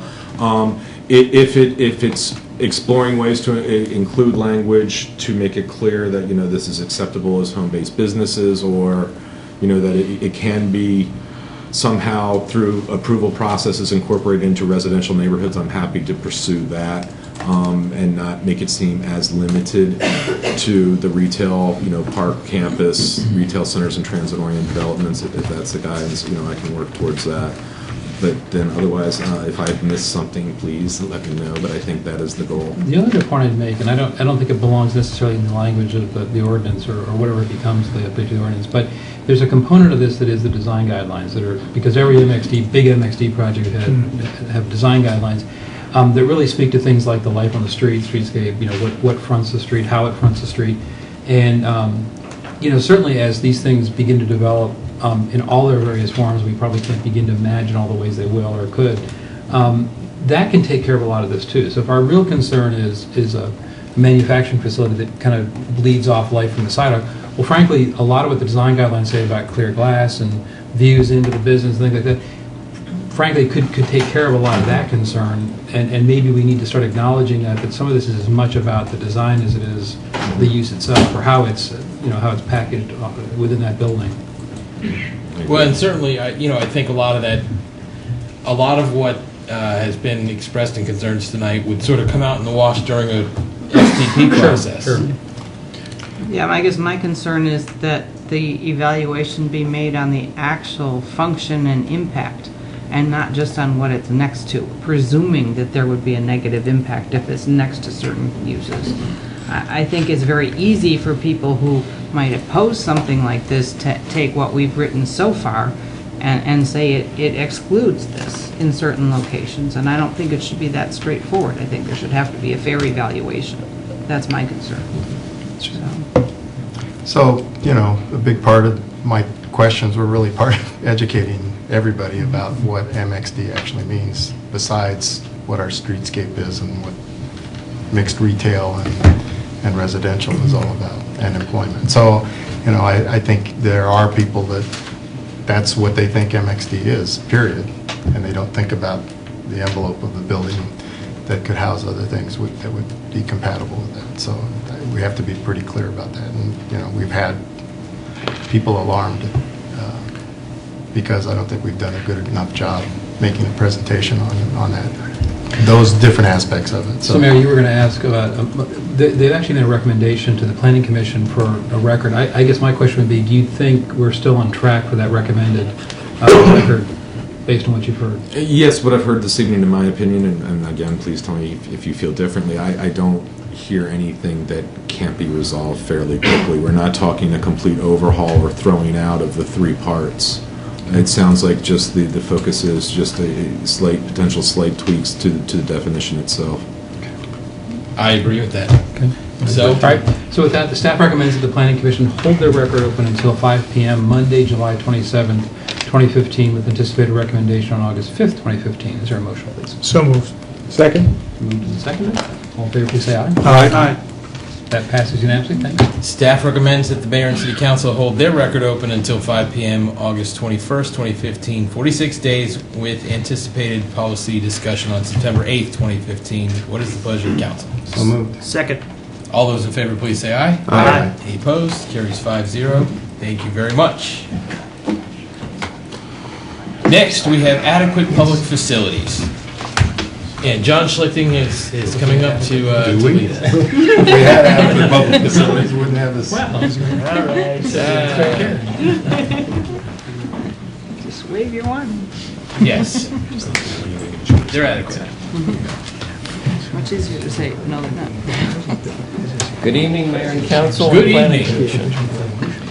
This is a joint public hearing on CTAM 7036-2015, a proposed amendment to Chapter 24 of the City Zoning Ordinance, Article 15, entitled Adequate Public Facilities. 24-246, entitled Adequacy of School Capacity.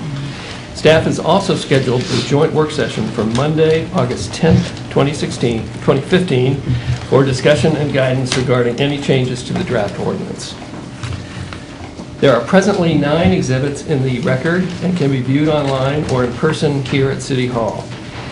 This public hearing tonight was duly advertised in the Montgomery Sentinel, now that the Gazette is gone, on June 18th and June 25th, 2015. So we can get started. The APFO was originally adopted on January 16, 2007, and last amended in May of 2012. The Mayor and Council had held a planning retreat on February 23rd, 2015, and after discussing the strategic directions, this was the main topic on the agenda that evening. Staff presented both on transportation element and also the schools element of the APFO, and the council direction that night was no change, at least for the time being, on transportation, produce options on the schools. This next exhibit really illustrates the issue. Gaithersburg is served by 6 high school clusters, and development outside the city has a profound impact on the residents and the capacity of our schools within both the schools within the city and the schools that our residents go to outside of the city. So the moratorium on development within the city hasn't kept our schools within capacity.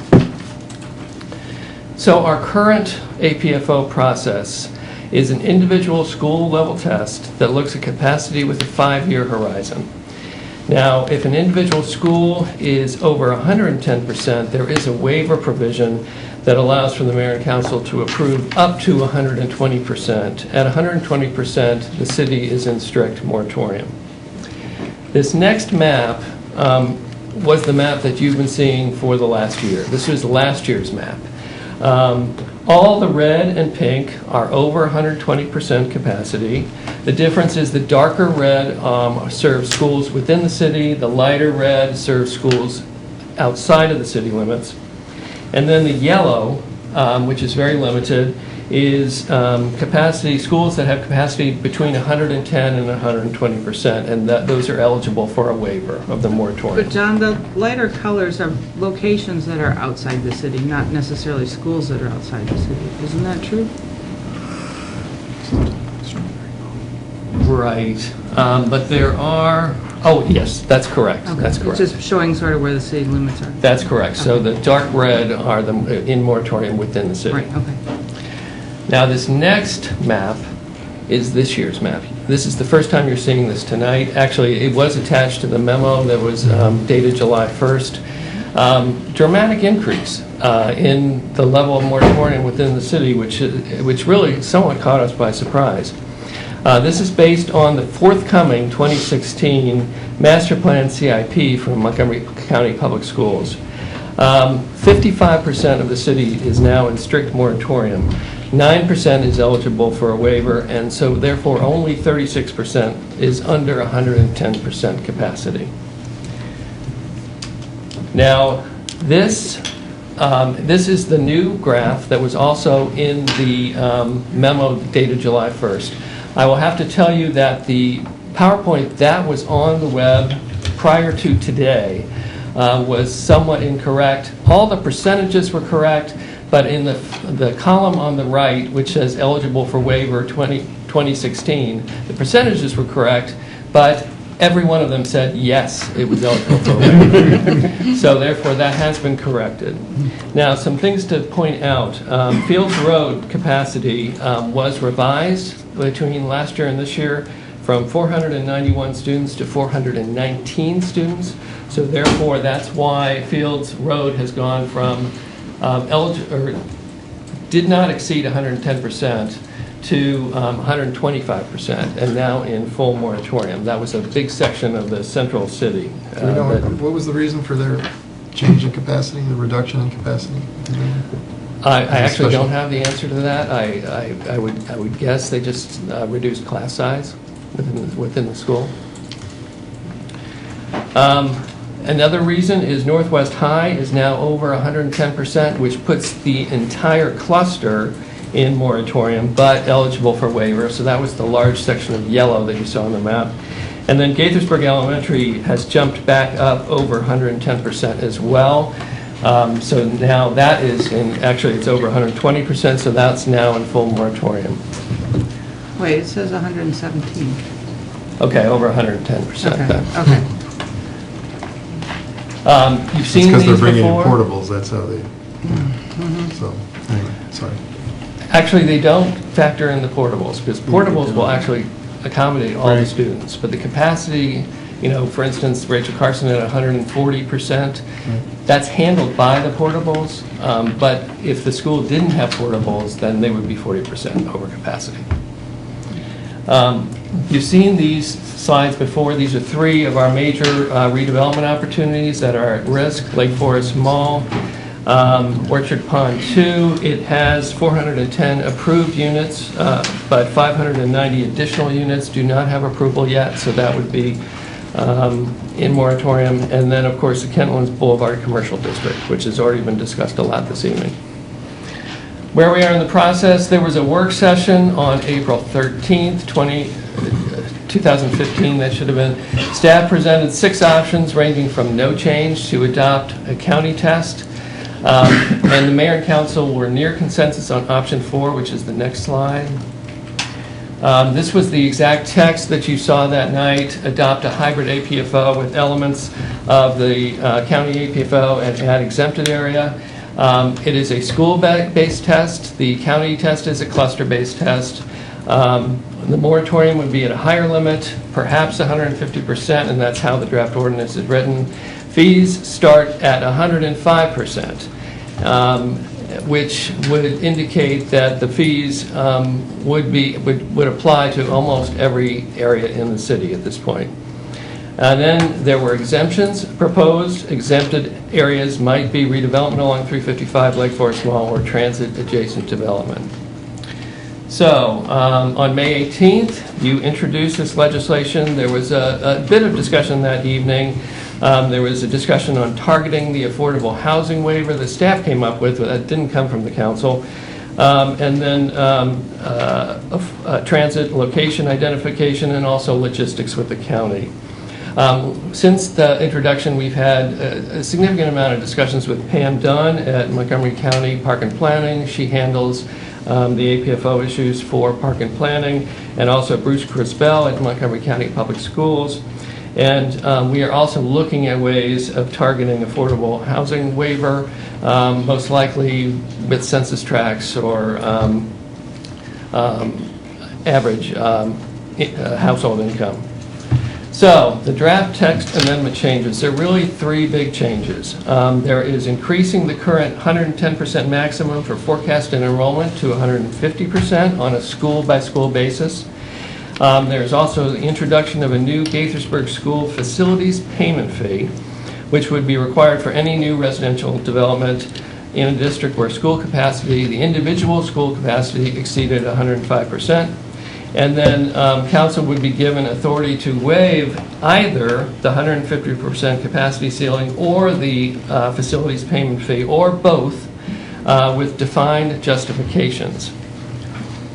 Now, the facilities payment fee. This would be a new fee in addition to the Montgomery County School impact tax already paid for all new residential developments in the county. So that already applies in the city.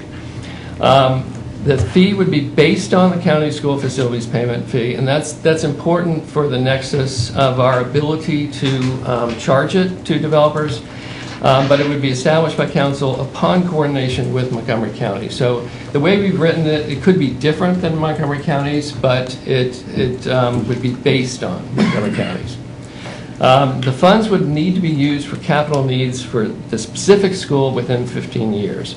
And then implementation of this whole process will be established in a formal city regulation adopted under a subsequent process. Now, getting back to the impact fees actually range from $5,400 per high-rise unit up to $27,000, I'm rounding, for a single-family detached. The county school facilities payment fee is calculated as 60% of the cost of providing space, housing a student in a Montgomery County public school, the 60% of that cost. And that ranges from $19,000 for an elementary school student to about $24,000, again I'm rounding, for a high school student. What the county is telling us is that the combination of the impact fee and the facilities payment fee together is actually, in many cases, and because it's calculated in different ways, but in most cases it actually exceeds the amount of capital requirement to house an individual student. So it actually does provide the funds to pay for the schools.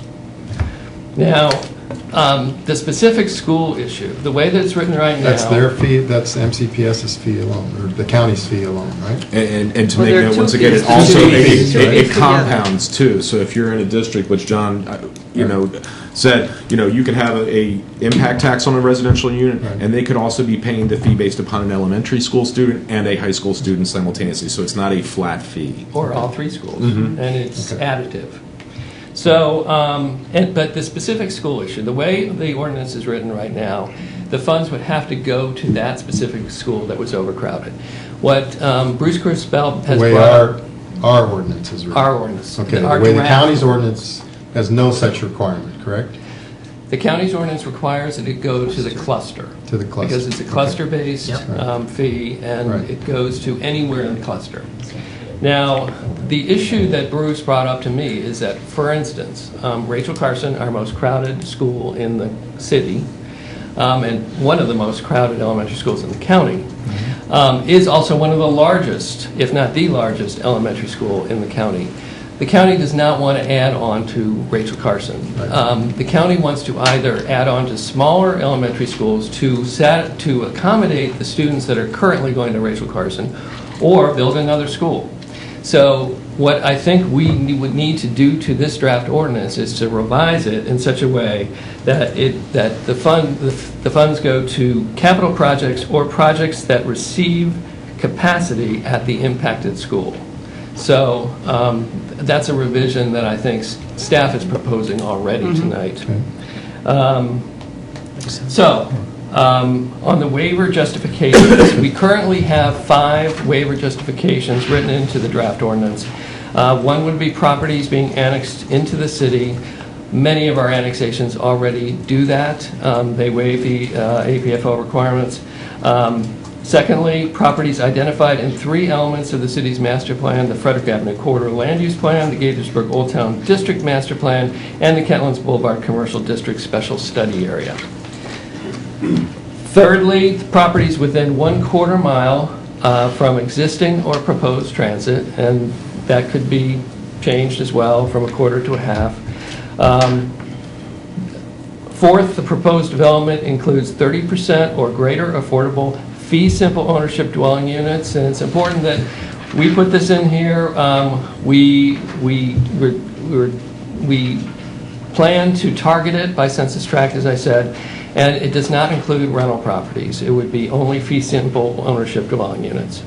And then finally, the proposed development provides land or funding for some public benefit. So finally, this map shows you what our map would look like under this new draft ordinance. And what it tells you is that most of the city would require that 105% fee from the developer. That, again, based on what I'm hearing from the county, the combination of the impact fee that's already charged and this new facilities payment fee would actually provide the funding to house the students generated by any new residential development in the city. As you can see, there are only a very few areas of the city that it would be exempt at this point. North of 355, the very north tip of the city, that's Watkins Mill Elementary, which is at 74% capacity, something like that. And then Wesley, which is served by the Wootton School District. So, next steps. Tonight, conduct the public hearing. We have a joint work session scheduled for August 10th, 2015. Planning Commission recommendation is scheduled for September 2nd. And then Mayor and City Council policy discussion and final action is tentatively scheduled for September 21st. And with that, I just have a quick question about the fees before we go ahead. Although it is true that the combined two fees in the county are enough to build a new seat for a student, since not all students come from construction, therefore they do not all come with this money, which is clearly why the county has not been able to keep up with the capacity they need. I mean, I just want to make it clear, obviously, on the one hand, it sounds so simple, we pay this money, we build a school, but everybody sees they haven't built a school, and we need to talk about why there's that gap there, because you don't want people to assume that if we enact this fee, suddenly we'll have enough capacity in all of our schools. Absolutely. There are many other problems contributing to that, and the fee is only a way to ameliorate the effect of new construction. that's correct. Were you done, John? Yes, that was it. Okay, well, thanks for the explanation and presentation. I did want to note that, and I'll get to you in a second, right? That in between the time that we introduced this ordinance, the city of Rockville, which had a stricter schools test than we had, voted to adopt the county's test. Just as an FYI. Including using the cluster Yeah. capacity, not the school capacity. Right. Well, yeah, they switched their trigger for the moratorium as well as the school. So my question is about the fee, John. And in your discussion with MCPS, and what is the staff confidence level that this is going to work sort of as advertised, that fees that are incurred and assessed by the city of Gaithersburg are actually going to, and MCPS is going to play ball, and they're actually going to go towards relief for our capacity problems at the specific school level? That's a loaded question, but it is. Our fee would be slightly different from the county's in that the county collects the fee, and then the fee goes to the cluster as a whole and can be spent by Montgomery County Public Schools in any way they want to for the cluster as a whole. Our fee would be focused on the specific school in question, and again, I said we need to change it such that it's not just for the capital improvements of that school, but the capital improvements for capacity that would To provide relief for that For school. that population. Right. In terms of my confidence that it will actually get done, I think it will take a lot of time for it to actually work, but it's a step in the right direction. It would actually provide a significant amount of money for the school board in order to satisfy the capacity issues that we have, which are pretty extreme right now. In some ways, it would be a win-win for the county, because right now they would be getting a new pool of money that they currently are not receiving. So then they could take the allocation from the funds that they get under park and planning and allocate it to the other schools within the cluster, and not necessarily potentially have to focus on a school that may be supported through city development. No, but the MCPS is mandated to serve all communities and all schools in the county, not just the ones outside of the city. So what are they actually, what's their revenue at this point, or their fee? What are they collecting now on an annual basis based on this impact fees that they have, that they're already supposedly collecting? I mean, just in. And then I want to go to Ryan, because I just interrupted Ryan. Countywide, but I guess also within our area, within the school clusters that serve our city school. I thought you said 60% of 19 to 24,000? On the screen right now, if you follow, is the breakdown of the current above in the county for everything above 105%. So for elementary school per unit, 19.5, for middle school, 21.2, and high school, 24,000 per unit. So again, just to reiterate what John had mentioned, you could have a school that, cluster-wise is failing two different levels. So not only are you paying the impact tax, which is shown above for a single-family detached home is almost $26,000, you're then piggybacked with 19 and potentially 24, say if it's the elementary school and high school in the cluster. So my question was, how much is the county actually collecting? What's their total? You're talking about At this point, countywide, We'll have to get that information, and we'll have that for the work session. But one thing to consider is that because the county test is a cluster test, it by the law of averages, the number of developments that require the fee come down. Whereas our test is a school-based test, and because we probably have a larger share of overcrowded schools in the city than generally exist in the county, that we're going to be collecting a larger pot, at least, per acre or per capita, than the county does. Depending on what we set our fee at. Right. That's correct. Okay, but I mean, you guys sort of already just made the point that I was going to make, which is that, we keep referring to this as a potentially new city schools facilities payment, which it will be because we don't have one in the city right now. But I just want to make sure the public understands, as we've said already tonight, if you live outside the city in the rest of Montgomery County, you would have to pay the impact fee plus whatever applicable county schools facilities payment would apply. Currently in the city, you only pay the impact fee. So even by applying some fee, we're not necessarily going above where the county is. We are far below where the county is right now. So I just want to make sure the public understands that.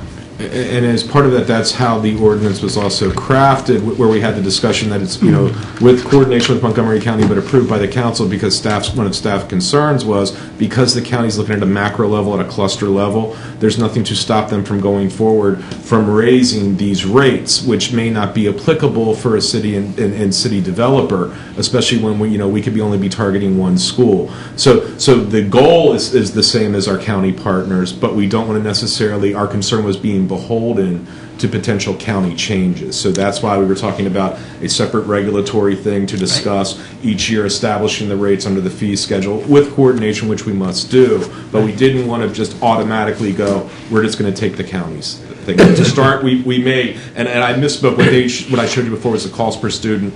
Single family detached, these are the actual numbers. So it's 7,000, 3,200, and 4,600.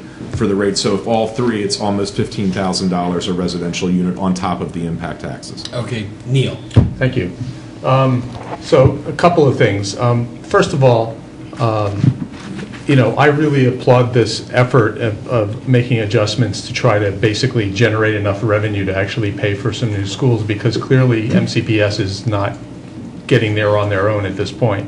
In terms of Kathy's point about whether or not we're raising enough money, since much of the capacity issue is coming from existing residential units, I just hope that we're looking at the formula for how we're calculating this and not simply saying, well, on average, X number of students are generated by a unit of housing in this kind of structure, and also looking at the impact as time goes by of turnover of properties, and now that we have some data on what's happening in communities without development. So hopefully we can factor that in and make sure that the number actually works out. It should be a pretty straightforward mathematical exercise. Second of all, just a minor point, calling something a payment fee seems redundant, so maybe there's some other verbiage, but we'll let that one slide by for now. Maybe it's a facilities capital fee or construction fee or something like that.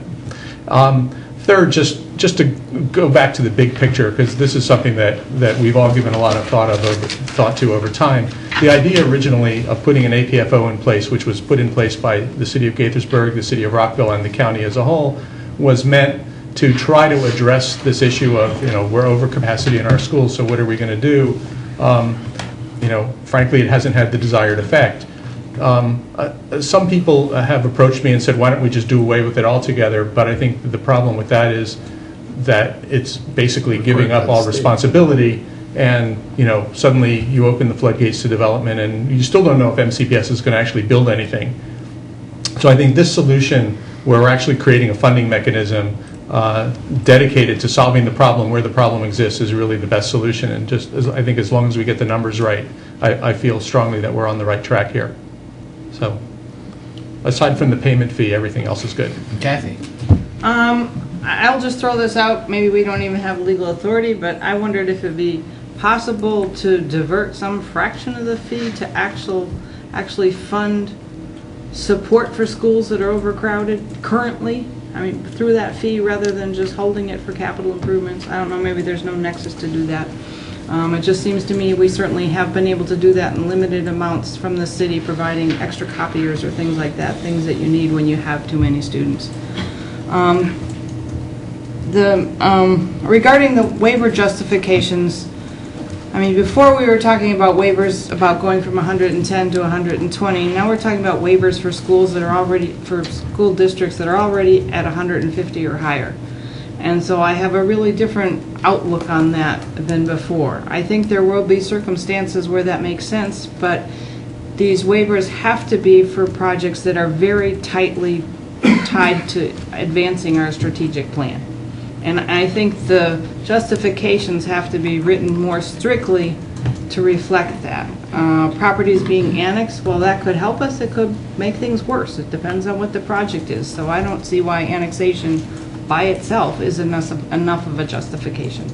It would have to be an annexation that accomplishes something we couldn't do without the annexation.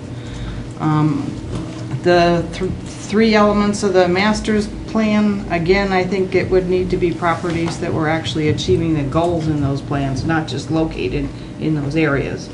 It could be somebody doing something in contradiction to the master plan, but on a by right property. And I don't know why we'd want to give a waiver for that. I'm not quite sure what the point of the transit is. I'm open to hear more explanation of that. I mean, why it's okay to have more students generated near transit than not. And I have the same issue with the affordable fee simple. That could be increasing our economic diversity in the city, or it could be worsening it. Obviously, you have the farms rate of the school as some kind of proxy for the economic status of the parents. I don't know if it makes sense to involve that in the justification. Number 5 clearly does what I'm talking about, so I don't have any problem with that one. Provides a benefit. So I would really like to see these narrowed down in terms of they need to show how this benefits what we're trying to do. Because this is a big waiver if you're already at 150. So that's all I have to say. Although remember, it's also the potential to waive the fee. And it could be, the school could be much lower than 150% capacity, but still owe the fee, and the waiver would allow you to waive the fee. Then maybe there should be different criteria for the fee and the capacity limit, because they are two different kinds of decisions. But in terms of the waiver is not a guarantee, right? This is our ability. We are allowed to waive it in these circumstances, but we're not required to waive it. That's correct. I understand that, but when you say this, people will come in and they'll say, well, you said you would do this for something in this category. You don't want it to be a situation where everybody's getting a waiver. Right. I mean, how would you say no to someone who comes if these are your justifications? It's saying these are the justifications. So I think we need to make sure that what we're asking for actually is a justification for something we want to do. Henry. You're both right. Yeah, well, let me follow up on what was just said about the history of this. When we put this in place, what happened is that we put a lot of the city, now as we see, in moratorium. The county had a different standard than we did, built properties outside the city that affected this school. So we just lost the growth, and the schools got over capacity. That's how the schools have gotten over capacity, and we didn't build anything. No. So now, the waiver justifications will give some encouragement, I think, and it depends on the numbers that you all gave some numbers, to build and annex and come into the city and actually build. The money then is designated to go, hopefully, to the local schools if we get it in there. And so I think that's a good starting plan if it actually happens. Now there's some downsides to it.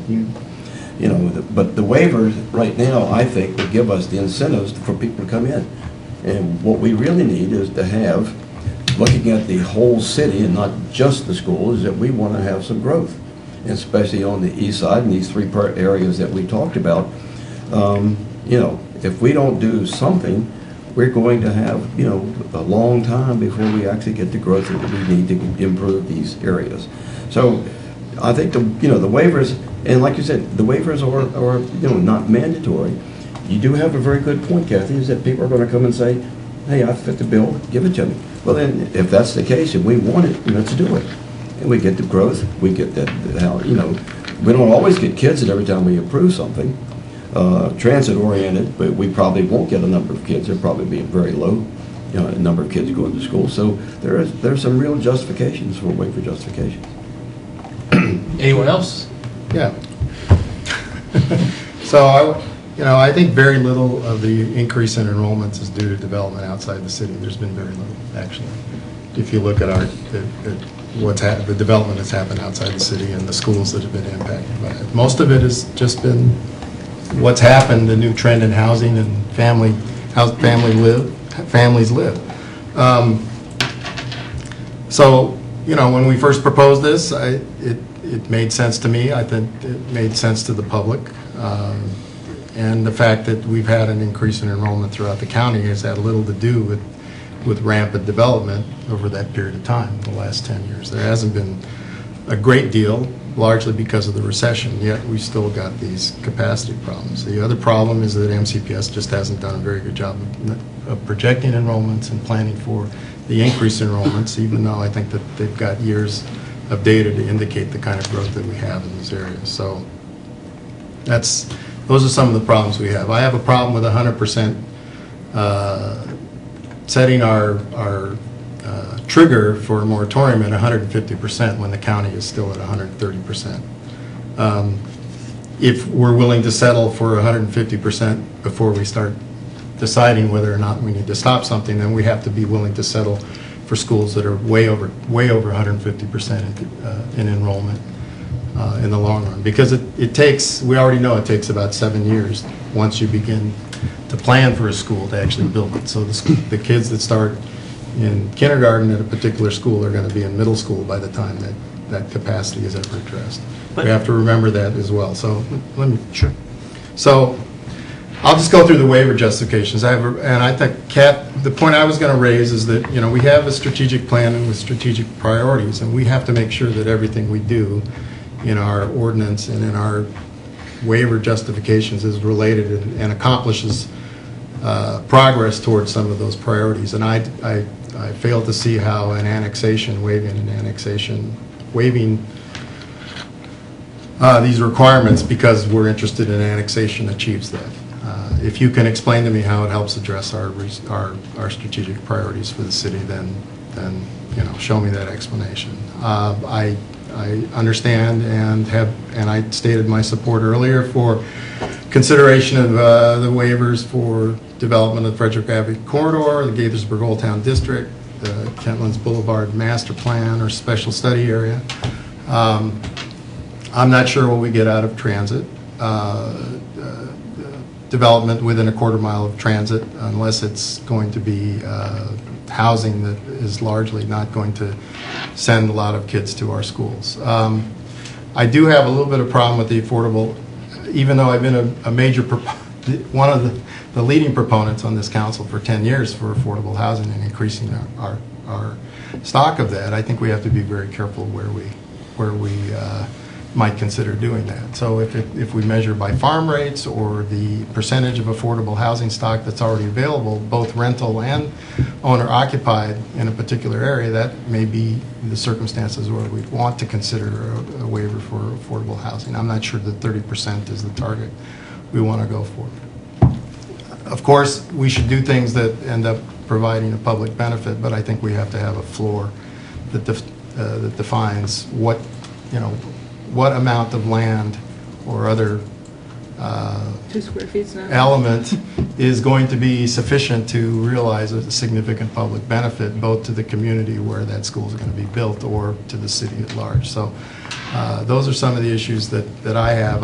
Like I said, I would have a hard time supporting any waiver justification for an annexation, given that the choices are a developer can build in the county where they're going to have to comply with the same kinds of issues, affordable housing, density issues, and the fees as they would in coming into the city. So I don't see any advantage there, and I see it very difficult to justify to residents whose families are already dealing with having their children in those private schools, that it's going to be some advantage to them in the long run, or the short run, and worse in the short run. So those are some of the issues I'm concerned about. I will continue to oppose going beyond the county's threshold for a moratorium, which is 130%, even though it's a cluster level. I still think that Sydney is working on the council to try and get the county to move to a schools test rather than a cluster test. I don't know what kind of luck he's going to have, but we have to continue to remind the Board of Education and the county council that they're responsible for providing schools for all the children in the county, including those in Gaithersburg, and we expect attention to those issues. We do have a higher proportion of schools that are significantly over capacity, and we expect those things to be addressed. And if other approaches need to be taken, then we should consider those as well. But there's a lot of stuff happening here. It's complex, and I'll just leave it. All right, Ryan. A couple of points. The first, I just wanted to clarify with staff, the point in the development process at which these calculations are made and the right to develop or not develop attaches is what?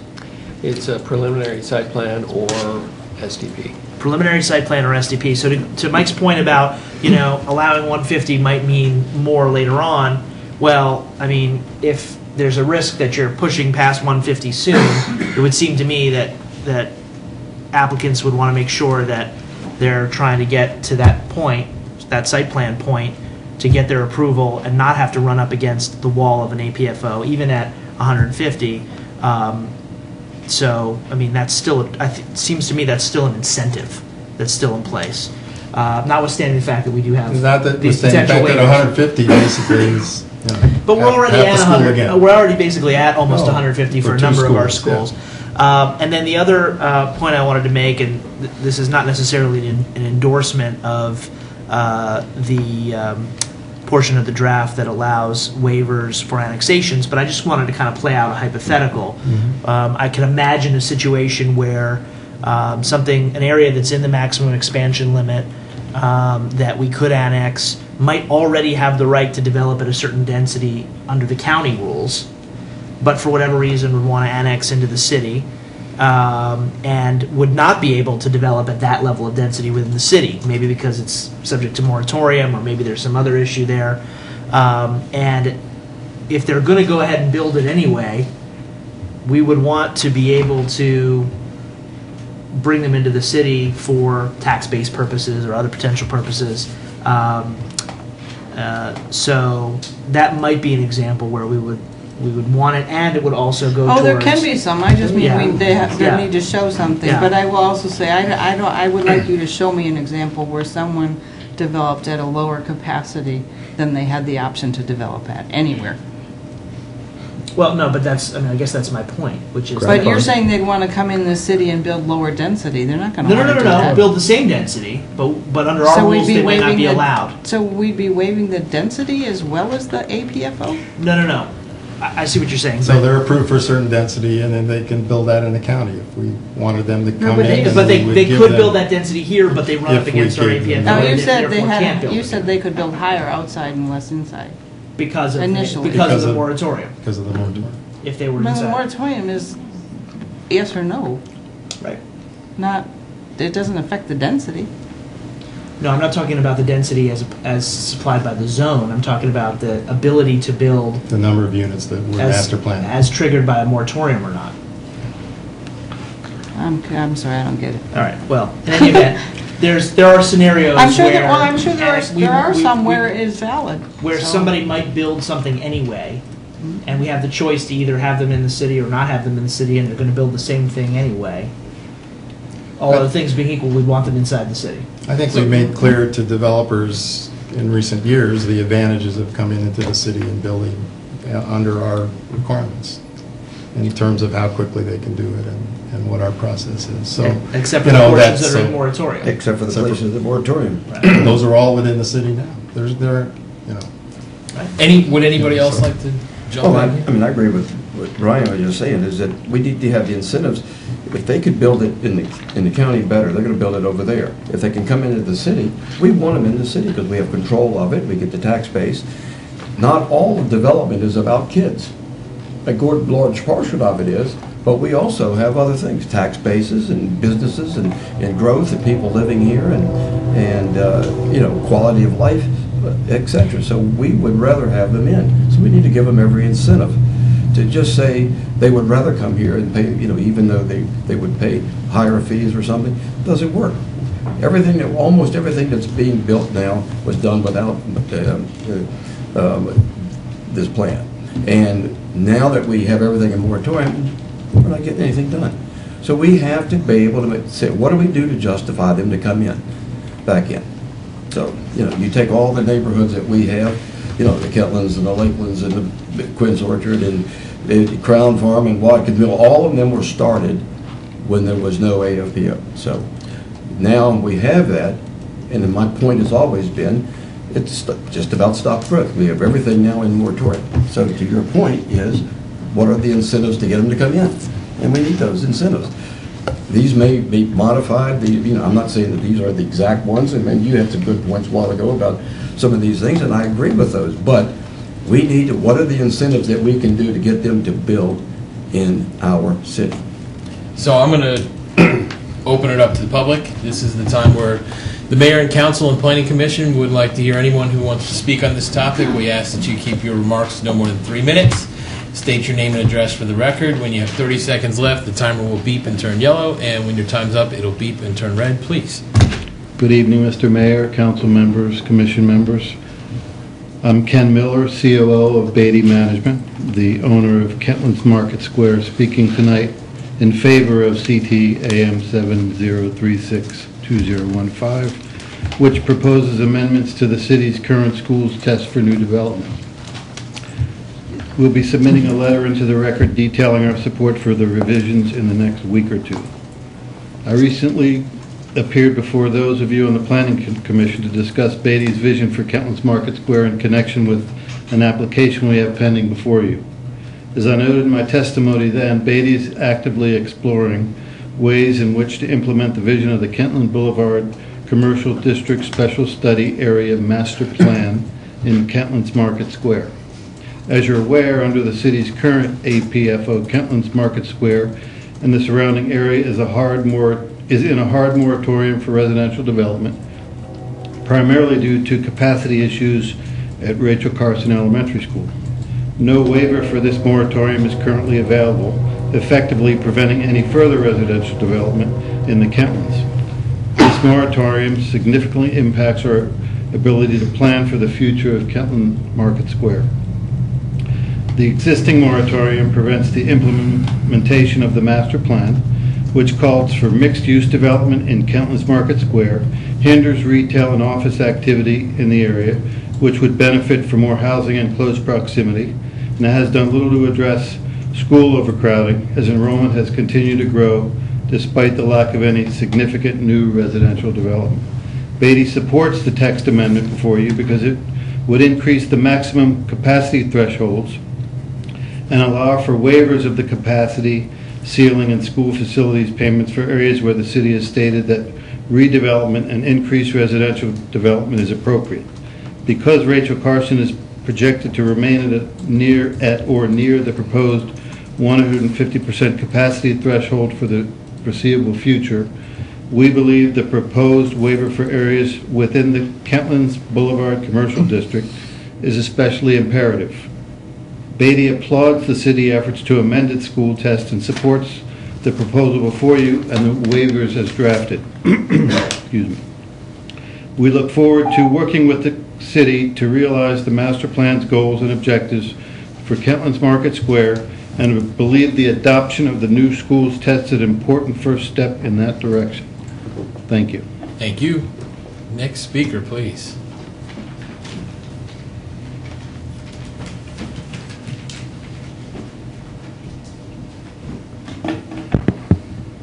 Good evening, Mayor, Council Member, and Council Commissioners. My name is Melissa McKenna. I live at 22 Hiddenfield Drive in Gaithersburg, Maryland.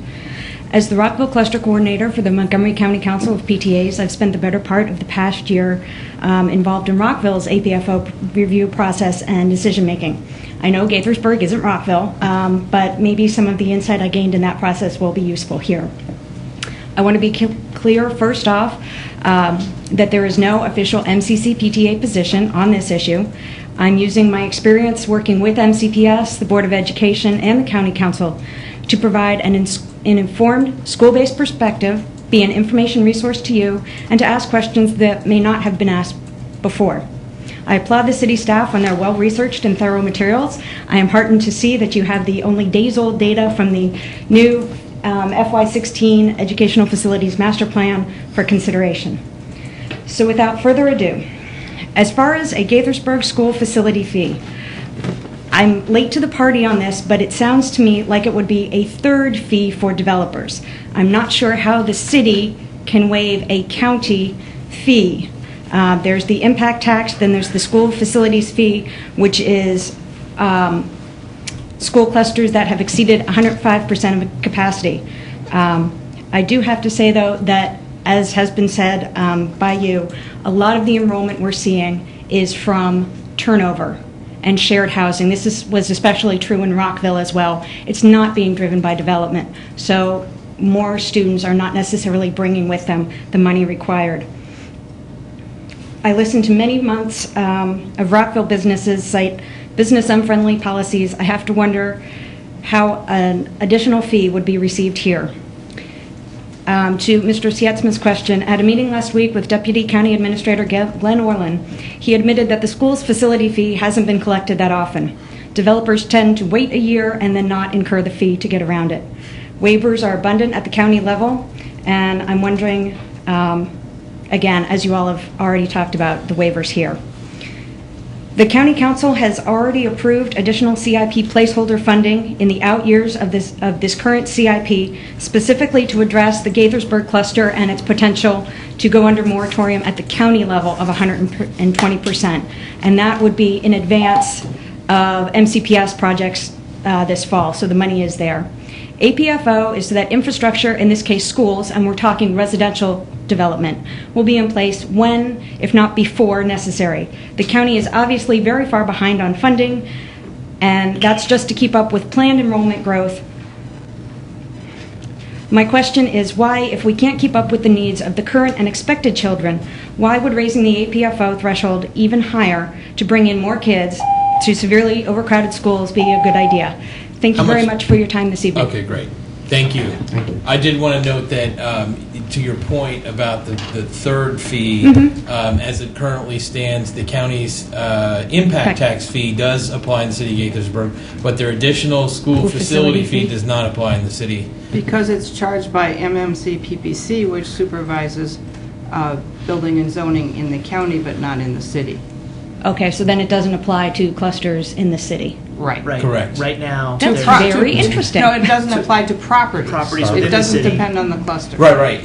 It could be a cluster. It could be part of the Gaithersburg cluster, but outside the city limits. Exactly, and Rockville had the same issue, and it got interesting for those parts as well. And for Rockville City, would have had the option to choose whether to charge the facilities payment or not also, because they also do their own zoning and planning. So based on your statement just now, I'd ask staff again to find out what the county is actually collecting in terms of these impact fees and taxes.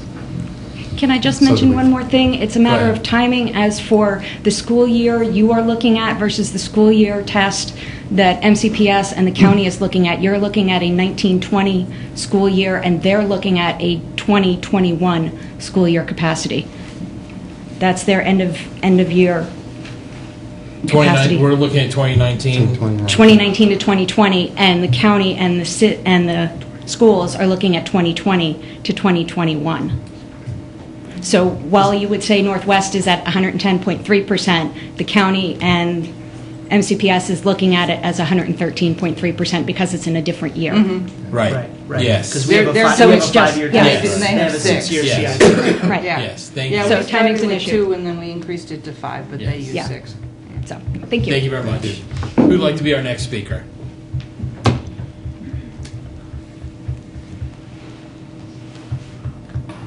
Joe Allen, 641B Main Street, and I thank you for addressing this important issue in the city. There can't be a more important issue, I think, of school capacity, and not only in Gaithersburg, but the entire county that is trying to struggle with this. I mean, we are struggling with a couple thousand students down county. They have about 5,000 or 7,000 students they're dealing with, and we're trying to work across the county to address it. But this is an important piece, and I'll say why. The state of Maryland Department of Planning looks at APFOs and has mentioned that it's merely a metric and not a planning tool. You can't plan capacity based on the APFO. It's just a metric of where you are in meeting those capacity needs. And it must be associated with a funding source. So I'm glad to see this text amendment would actually marry it with a funding source, because without the funding source, it's almost an irrelevant policy. You can set a boundary, but it doesn't really stop growth. It also says it's not appropriate for stopping growth in a particular area that's consistent with planning. You should be planning ahead 5 or 10 years for your capacity. We admit that the county has not done that with MCPS, but it shouldn't stop us from trying to plan. I think the other thing that we need to recognize as we move forward is Rachel Carson and a number of our schools. By 2020, 1 in 4 of the top schools over capacity in the county will be in Gaithersburg, and we need to start planning for that. That means that the Gaithersburg cluster, Quince Orchard cluster, the 2 main clusters that are over capacity, will be anticipating their capital improvements now, and we need to anticipate what development might come on the books around the same time that that capacity is put in place. I'd rather not see an addition added for 200 students when we, with development that's been held up for 5 or 10 years, actually need 600 or 700 seats in both clusters. We would start out by adding an addition and open those up immediately and then say, oh, well, we need more portables, and it would be a shame to spend all that money on additions, which might cost approximately the same as a new school, but not be able to justify it without development on the books.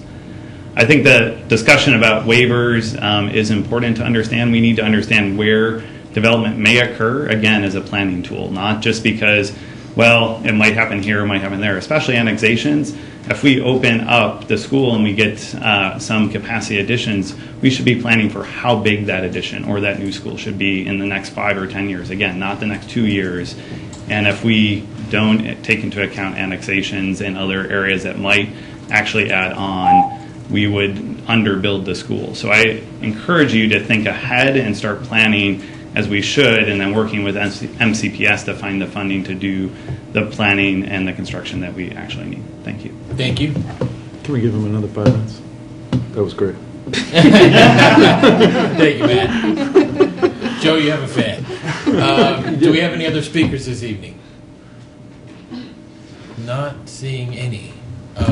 Okay, so we have a work session on the horizon. And do you need any further guidance from us, John? For the report, has a recommendation that we actually announce a record closing. You think it's still on track? It assumes that the work session takes place on August 10th, and it always can be extended, so I would encourage you to set the date. Well, then, in that case, staff recommends that the Planning Commission hold their record open until 5 p.m. Monday, August 24th, 2015, with anticipated recommendation on September 2nd, 2015. Is there a motion, please? So moved. Second. Second, all in favor, please say aye. Aye. Opposed? That passes unanimously. Mr. Mayor?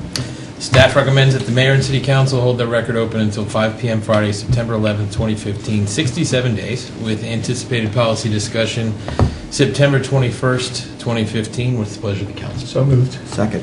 All those in favor, please say aye. Aye. Any opposed? Carries 5-0. Thank you very much, everyone. Planning Commission, you are always welcome to stay. Next, we have from the Mayor and Council, and we are going to start this evening with Council Member Neil Harris. All right, good evening. I'm going to start with a vacancy announcement. The Mayor and City Council are seeking members to serve on a number of city boards, commissions, and committees. Joining is a way to get involved and help your community. The following have vacancies.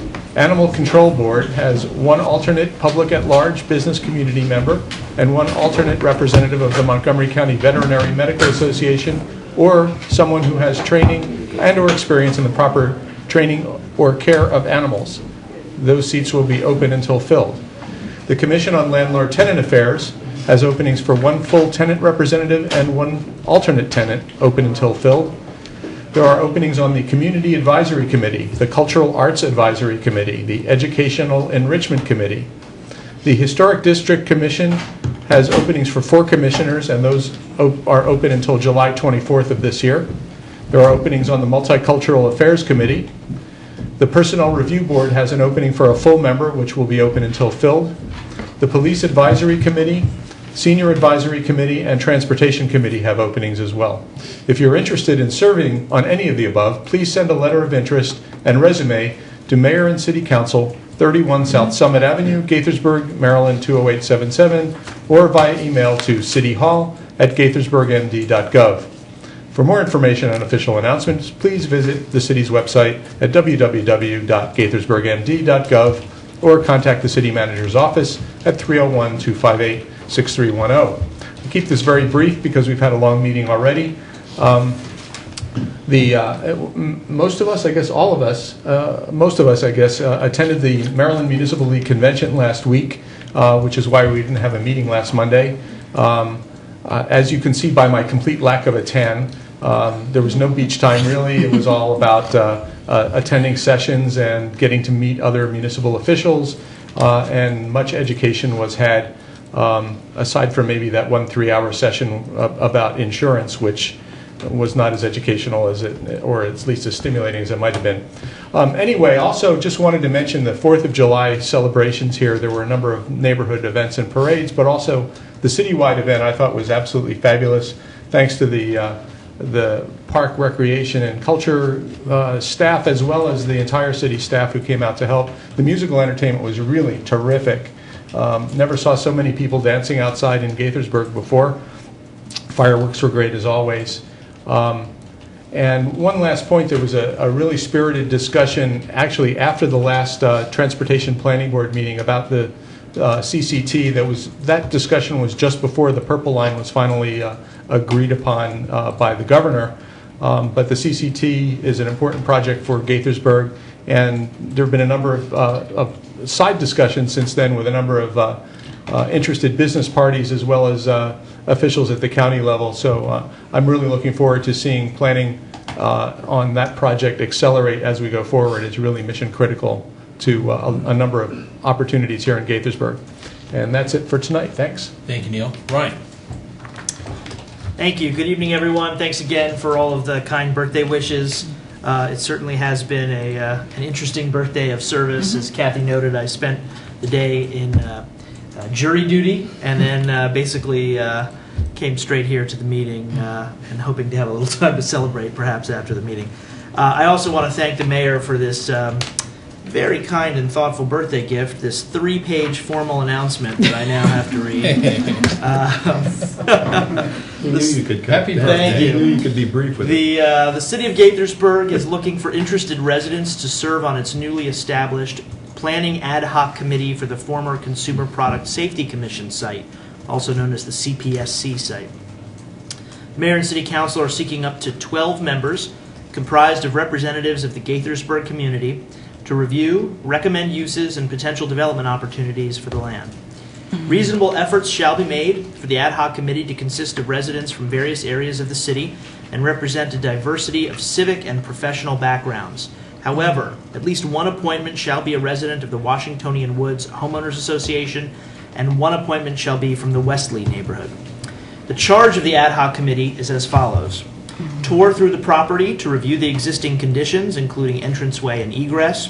advise the city on appropriate ways to engage the general community in the planned project and serve as an important link with the community, communicate with and share perspectives, reflect, identify, and any concerns and issues of affected stakeholders, ensure that recommendations incorporate provisions for what's known as crime prevention through environmental design, or CPTED, including natural access control, natural surveillance, territorial reinforcement, and maintenance working in conjunction with the city police. Provide environmentally responsible recommendations or green policies as applicable. Propose possible names for the park. Examine the history of the site and recommend historical considerations as appropriate, and summarize and commemorate those into the park's design. Seek public input from local neighborhoods and other citizens, identifying program needs and interests. Recommend ways to repurpose or redevelop the grounds, taking into account the budget and timeline for project construction. Discuss trail connectivity and pedestrian bicycle access to the parkland from nearby neighborhoods and vehicular access from Route 28. Understand the capital budget and timeline established for this particular project. Justify all proposed elements of additional features that support the needs of the community, paying particular attention to ADA guidelines. If the city retains an architect or consultant, respond to the architect's design proposals. Work with staff and the architect or consultant on providing guidance for presentation of key recommendations to the mayor and city council. The ad hoc committee will meet as needed to carry out the duties anticipated and continue meeting until the draft park plan is presented to the mayor and city council. Resumes and letters of interest should be submitted to Mayor and City Council, 31 South Summit Avenue, Gaithersburg, Maryland, 20877, or can be sent via email to cityhall@gaithersburgmd.gov. And importantly, the call for individuals interested in this committee has been extended to July 31st, 2015, so the end of this month. For more information, you can visit the city's website or contact Deputy City Manager Enslinger at 301-258-6310. I will echo the comments made by Neil about our July 4th celebration. As always, an outstanding evening, an outstanding event. Thanks to all of the staff and volunteers and performers and to the crowd for being so great and in the spirit. We really appreciate everyone's participation, making it yet another huge success. Also wanted to mention that some of us were able to attend the community parades and festivals hosted by the Kentlands and Quince Orchard Park. We want to thank those two communities as well for having wonderful events. Neil also mentioned the Maryland Municipal League Conference last week. I'll echo his comments about that as well. I did also want to mention that as part of that conference, we had a round table where participants in the conference were able to meet with all 32, I think, of the state cabinet secretaries, or at least deputy cabinet secretaries. And we, as representatives of Gaithersburg, focused on transportation and transit as well. And I had the chance to speak directly with senior officials at the Maryland Transit Administration and the State Highway Administration, at which point I strongly advocated for the CCT, spoke to them about that, tried to get a little information about proposed improvements to I-270 as well. Hopefully we'll be able to get some more clarification from the state about what they're actually proposing for I-270 in the coming weeks and months. My understanding at this point from speaking to those officials is that there is not a plan, at least right now, to do any kind of major widening of I-270, but rather more targeted and kind of innovative ideas that they're exploring, such as potential reversible lanes or other things that they might be able to do, hardening the shoulders and using the shoulder lanes for bus rapid transit and things like that. But I think they're still kind of formulating their view on that, so stay tuned. I was also at the MML conference installed on the board of directors, the statewide board of directors of MML. I'm looking forward to serving on the board, representing Gaithersburg and representing Montgomery County as well. And we'll be reporting back to you all regularly. I joined Mike, who is already on the board, and hopefully we'll be able to continue to use our active participation in MML, not only at the local level, but also at the state level, to advance the city's goals. I did also want to call out and thank Monica for her help in planning the Montgomery County chapter dinner event, which was a big success as part of the statewide MML convention.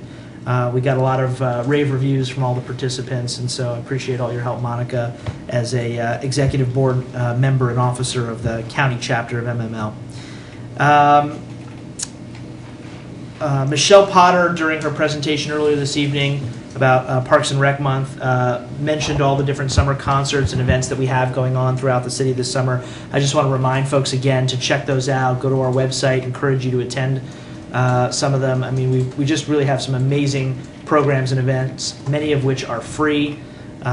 Just recently, I took my kids to one of the morning concerts at the City Hall Concert Pavilion. It was just absolutely wonderful. So I do encourage you all to go check those out. And I think that's all I've got this evening. Thank you. Thank you, Ryan. Henry. Let me read a message first. After closed executive session, a closed meeting was held at City Hall by the Mayor and City Council Monday, June the 22nd, 2015 at approximately 8:35 p.m. pursuant to a motion adopted unanimously. The meeting was proposed to be closed pursuant to the general provisions article of the Annotated Code of Maryland, Section 305A1I, to discuss the appointment, employment, assignment, promotion, discipline, demotion, compensation, removal, resignation, or performance evaluation of appointees, employees, or officials over whom it has jurisdiction. The topic discussed was a personnel matter to conduct the city attorney annual performance evaluation. Present at the meetings were Mayor Ashman, council members Harris, Barafa, Sesma, City Manager Tomasello, City Attorney Board, as she left at 9 p.m. Upon conclusion of the discussion, the closed meeting was adjourned at approximately 9:06 p.m.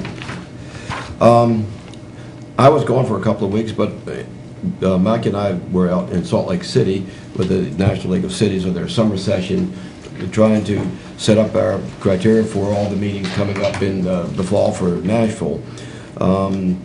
Being on both their advisory council and on the CED, the Economic Development Committee, some nice issues. One of them, which the CED is going to be doing, is workforce development, and I think that's a big thing that we all would like to do in Montgomery County and in Gaithersburg specifically. On the way home, though, I went as a guest with the mayor of Ralston, Nebraska, and they're much smaller than us, but they have exactly the same problems. They are a neighbor of a very large city in Omaha, Nebraska, and they also are trying to redevelop Old Town and parts of the city as we have done. So I had an opportunity to visit with their Economic Development Committee and participate in their meeting, and then I got a chance to speak at the City Council meeting that night. And there's nothing different except, as we say, zeros. So it was really good to do it. And then we stopped in, on the way home, we stopped in Kansas City, and we saw another member of my CED committee and visited and had lunch with her. That's the person that Dennis used to work for. So we had a great time. It was a good trip. I want to thank the police on two separate occasions, one in my neighborhood and one in the Kentlands. Neighbors called me and asked for some help. I called the police. They responded and solved the problems that were there. The neighbors, it's not my thing. I'm thanking them, but my neighbors really thank them. So we can pass that on. I was hoping the chief would still be here. And I would like to say congratulations to the Girl Scouts. They've all gone probably hopefully in bed by now. So having 3 daughters.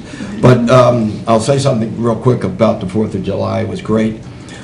One of the things that we have done, we have decided this year, with all the neighbors in their neighborhood and all of my grandkids all go to the parking lot behind off 124. There's about 300 cars there.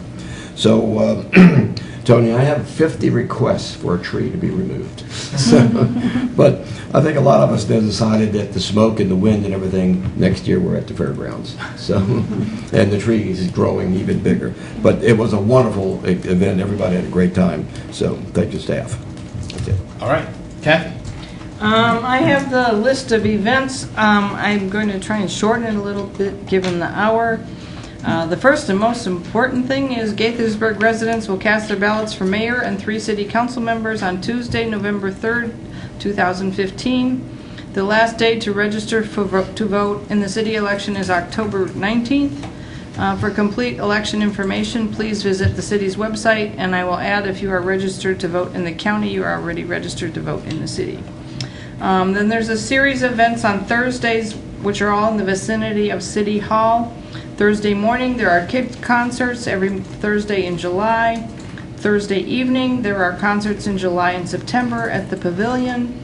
In between those two, you can go to the Children's Museum for after the kids' concert for Discovery Thursday activities, and you can go buy food for lunch or to take to the evening concert at the Gaithersburg Farmers Market, which is open from 9 to 2. Oh, sorry, that's 12:30 to 6 is the one on Old Town Avenue, and we also have a farmers market in Kentlands Saturdays from 9 to 2.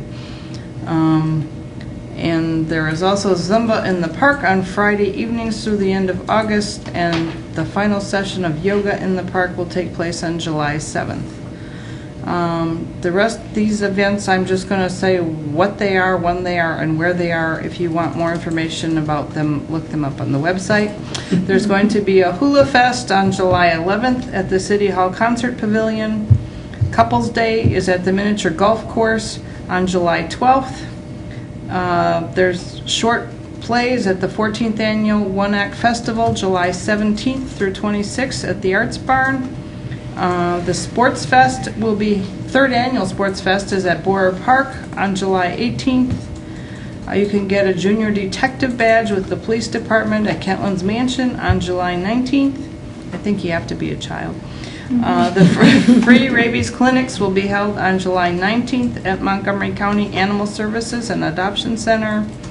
And the Storytime Station at the Community Museum on July 28th. The story will be Summer. And our police department is sponsoring National Night Out on August 4th in various locations throughout the community. So for more information, including hours, descriptions, admission fees, ticket purchase, etc., visit www.gaithersburgmd.gov for those. And then I will try and be quick. The best session that I attended at the Maryland Municipal League Conference was one on communicating in an emergency. It had presenters from the study of terrorism and response to terrorism, which is based at the University of Maryland in College Park.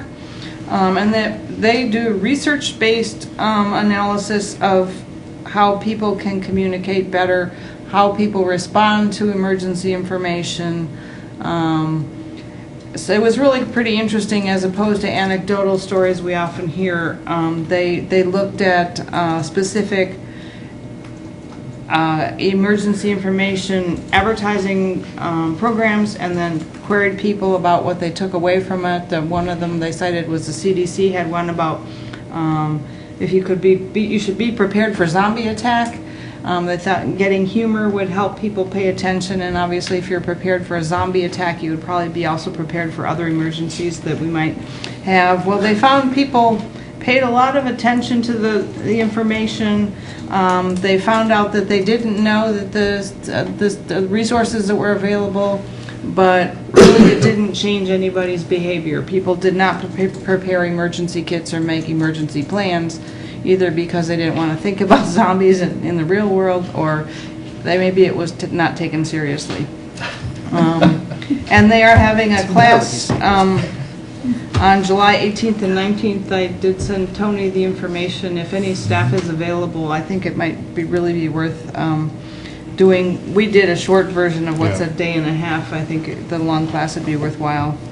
I also attended a session on cops liability and videotape, very humorously named, which mostly consisted of actually showing actual footage from one incident where there were dash cams and 2 incidents with body cameras. This was informative to me because I had never seen such video, and the main thing you get from it is how difficult it can be to see what's going on using these sources, particularly the body cams. Many of the videos we've seen online of police incidents were taken by bystanders who are standing at some distance away and have much of the scene in them. When the police are wrestling on the ground with somebody, you see the ground, you see the sky, you see somebody's foot. You do get audio, which is actually more helpful. But obviously, I think we should pursue these technological tools, but they aren't going to solve all our questions. And the session really didn't address some of the associated issues about storage costs and policies for access. So we'll still have to work on that, as all departments in the state are doing. I'd like to give congratulations to Lieutenant Vance, Sergeant Delgado, and Corporals Eastman and Karen. It's always nice to see our police officers get promoted. Everybody does a good job, I think. And I would also like to add that, or jump in on the congratulations on the 4th of July celebration. I thought the band was absolutely fantastic. It was kind of neat to see over time more and more people. I don't know if more people were arriving or if they were just coming closer and closer to the band. I couldn't really tell, but there really was a dance party going, and I had several people say, well, can't you keep the band playing through the whole fireworks? I think the music we had was fine, but I don't know if the band would do that, or if we could have a second band. People might like that too. I will say, when the band was playing, you couldn't hear the noise from the fireworks, which is plus or minus depending on how you look at it. But it was a really good event despite the wet day earlier. That's all I have. Thank you, Kathy, for bringing up for the first time the zombie issue. Mike. That was actually pretty revealing. I attended the same session. I agree with Kathy. You know, we actually do a very good job here of communicating with the community in an emergency. I think we could probably, there's always room for improvement, and there's a lot of lessons to be learned from that course and that program. So we ought to take a look at that in terms of developing a message and how to control not so much control the story, but control what you can communicate and how effectively you can communicate with the public. So I think that's, but also not to spend a lot of time worrying about control, but making sure that you get the right story out at the right time. So there are a lot of good examples. So anyway, everybody went through the list of things that I had. I just want to begin by saying happy birthday, Ryan. Okay, happy birthday, and congratulations again on your appointment to the MML board. Congratulations to our officers, Lieutenant Vance, Sergeant Delgado, Corporal Eastman, and Corporal Karen. It's great to see our officers promoted from within. We've got a great public safety team and police department, and it's great to see that. And then finally, again, congratulations to the Girl Scout Troop 274 from St. Martin of Tours for their attention to an important public safety issue. So that's about it. I don't have anything else. Thanks. Thank you, Mike. Notice to the general public is hereby given that the Mayor and City Council of Gaithersburg plans to conduct a special session on Monday, July 13, 2015, 7:30 p.m. at City Hall. That is next week, solely to consider one or more items of official business specified on the agenda. The special session will be conducted pursuant to a motion properly adopted by the Mayor and City Council on that same day, Monday, July 13, 2015. I want to join everyone in the thanks and congratulations. I'm not going to go over the whole list again, but I do have to call out Michelle's staff for a fabulous July 4th. It was really great, and I agree with Kathy's comments on the music. The band was terrific, and the music that was played during the fireworks was perfectly fine. But all in all, it was just a great event. I wanted to call out John Schlichting and our animal control for an incident that came up over the holiday weekend, which they handled very, very nicely and went above and beyond the call of duty, so much appreciated. Next, we have from the city manager, Tony. Thank you, Mayor. I think I can condense mine a little bit as well. First, from Office of Public Information, they're working on a project now of customized newsletters. We send out the weekly city newsletter, e-newsletter right now, and there's a monthly economic development. They're working on a template now so that other departments can have their own customized but consistently branded newsletters to expand the message, and they should be launching that after the summer. As we discussed at the retreat and during the budget, this is one of the years that we'll have a citizen survey. It will come out, I believe, in November, and we are looking at a wider distribution this year. You probably also remember that each version of the survey contains up to 3 custom questions, and we wanted to start that a little earlier as staff this year. So actually tomorrow we're going to start brainstorming some ideas for the custom questions. Last year it was about commuting and public transportation, I think. We want to bring the suggestions to you guys so you can pick whatever theme you want for this year way early so that we can get them into the survey as it goes out. So we'll start brainstorming that tomorrow. And you probably heard that the Montgomery County Council passed a bill, 60-14. It's called the Sick and Safe Leave. It doesn't take effect until next October. It is one of those ones like the minimum wage that we would have to opt out of. I'm not hearing that we would want to do that, but if you change your mind, there's plenty of time. The topic for us is the budget impact on FY17 and whether we want to offer that to the large pool of part-time employees that come in usually in the summer. We don't have to. We want to bring you the numbers and the impact on the city later in the year, sometime before the budget season. But we're starting to think about that now. And that is it. All right, thank you. Economic Development Update, Mr. Tom Monaghan. Thank you, Mayor. Keep it brief. No arguments here. The year is half over. Hard to believe, but it's nice to be able to report that, at least from a leasing perspective, the city of Gaithersburg has had a pretty good 2015 so far. Just wanted to give you a very brief update on that.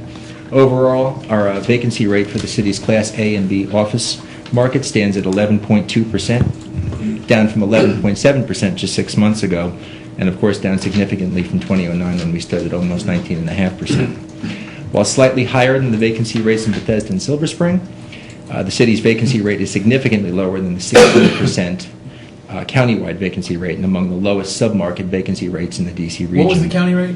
About 16%. About 16, okay. Gaithersburg is also among the only sub-markets which has recorded positive absorption, as we call it, in 2015, with about 34,000 square feet more office space leased than given back in the past 6 months. Asking rents for office space are steady at about $24 a square foot, still slightly below pre-recession rents, but they've stabilized and likely to increase as vacancy rates in existing buildings continue to drop and little new inventory comes online. Nice little anecdote as well. It's nice timing for our Launch Labs partnership with Alexandria Real Estate. While a year ago the region, specifically the 270 corridor, Rockville, Gaithersburg, Germantown, had about a 12 to 15% lab vacancy rate, we're now standing closer to 3 to 6% in that same region, so we're heading in the right direction. These analytics reconcile what we've been observing internally. The market activity is increasing, inquiries of space have jumped significantly. Things are going in the right direction. And just a couple of notable observations. Novavax's 20,000 square foot addition at 21 First Field, which many of you attended a few weeks ago, was the largest new lease in the I-270 quarter in the second quarter of 2015. And also, even more significantly, Heraeus Nobolite, which is located at 910 Clapper Road, the building where the Chamber of Commerce is located. They've actually been there for 20 years, have 115 employees. They have re-signed their 77,800 square foot lease for another 10 years, and it was in fact the largest lease signed in the second quarter along 270. So overall, it has been a good year for us, and we will continue, of course, to do our best to support this momentum. Thank you. Thank you. Excellent. Good job. Next, we have a resolution of the mayor and council approving services provided by MCPS for community use of public facilities, and I see we have Michelle Potter. Thank you. This resolution before you tonight is for transportation and various facility rental needs. Both services are provided by Montgomery County Public Schools. The FY16 adopted budget includes $29,000 in busing for summer program participants and $122,532 for facilities to support recreation and fitness classes, summer camp, sport leagues, and the after-school programs. The total fiscal amount is $151,532. Do we have any questions or comments? I just wanted to make a general comment, which really isn't about this item, but I thought maybe at some point down the road, staff could give us a more detailed picture of how we use the community use of public facilities process and how they set their rates and whether it's appropriate for the city to weigh in when they're setting rates and things like that. Not really related to this particular agenda item, but since this was here, it reminded me to ask for that. Sure. Great. I can let you know that we did incur a 1% increase in FY16 over FY15. Right. We don't incur an annual increase, and they waive an increase for the city of Gaithersburg periodically. So we did have one in FY16. So, but we can provide more information in the future. Right. I know they have a very complicated process and which category everybody falls into and all that, but so I think maybe a little bit more background information for the council might be useful at some point. Certainly. Any other questions or comments? I'll move the resolution. Second. All those in favor, please say aye. Aye. Any opposed? Carries 5-0. Thank you, Michelle. Thank you. Next, Mark Scafidi. Talking about contract to purchase diesel fuel. Yeah, so, okay, we want to do the, I think the 87 was listed first. Do we want to do diesel fuel first? That's what I have first. Okay. We have it first. So, the resolution to authorize the city manager to enter into a contract to purchase diesel fuel for the city fleet. Section 57 of the city's charter provides that the city council may permit negotiations of contracts without sealed bids for products and services where the opinion of the council, the interest of the city would be best served by negotiated contracts. Public Works wishes to utilize the Washington Metropolitan Area Transit Authority WMATA contract to purchase diesel fuel for the city fleet for FY16. This contract was awarded to Mansfield Oil Company. The contract value for the city contract would be $110,000. Thank you. Any questions or comments? Do you have any estimate of how much lower the price is through this versus what we might So expect? currently, right now, last week, we purchased diesel fuel for $2.04 a gallon, which is, obviously very, very good. Over 5 years, we've seen it actually go down. So, we're very happy that it's down. It kind of helps the city's budget out. So, so we've seen it go down over time. That's probably more than $1 less than what it would be at a retail pump. Definitely so, yes. Yep. What is the pleasure of the council? I'll move the resolution. Second. All those in favor, please say aye. Aye. Any opposed? Carries 5-0. It's just because Mark is so convincing. Or it's getting very late at Next, night. we also have Mark. So the second resolution is to authorize the city manager to enter into contract to purchase 87 octane fuel for the city's fleet. Section 57 of the city's charter provides that the city council may permit negotiations of contracts without sealed bids for products and services where the opinion of the council, the interest of the city would be best served by negotiated contracts. Public Works wishes to utilize the Montgomery County contract to purchase 87 octane fuel for the city's fleet for FY16. This contract was also awarded to the Mansfield Oil Company. The contract value for the city contract would be about $195,000. So this contract also takes in all the city's police vehicles, all the recreation vehicles, the permits, all the city's vehicles that burns 87 octane fuel. And last week we made a purchase for $1.89 a gallon for 87 octane. It's good to know that all our cars run on regular. Yeah, most of them do, yeah. That's great. Any further questions or comments? Move the resolution. Second. All those in favor, please say aye. Aye. Any opposed? Carries 5-0. Thank you, Mark. Thank you. Monica Marquina, coming to speak with us about the 2016 Maryland Municipal League Legislative Action Request. It feels like we just finished, but we're back. Yes. So we're already thinking about next year. So good evening. Every year, the Maryland Municipal League invites cities and towns to submit legislative action requests. This year's deadline is July 10th. MML staff reviews these requests and prepares background information for the League's legislative committee. The committee meets to discuss these requests as well as to consider MML priority issues and not resolved during the previous session. The committee selects up to 4 issues to be recommended to the membership as MML legislative priorities. The issues are then presented to the full membership at the annual fall conference for their consideration and approval. Staff would like to propose the following 3 LARs for the mayor and council's consideration. First, full restoration of highway user revenue. Governor Hogan recently announced his support to fully fund highway user revenue over the next 8 years. That being said, full restoration of of HURs needs to remain at the top of the city's list for the city's consideration. Staff recommends that the city once again submit an LAR to continue to work with MML and the General Assembly to enact full restoration of HUR as expeditiously as possible with a permanent solution.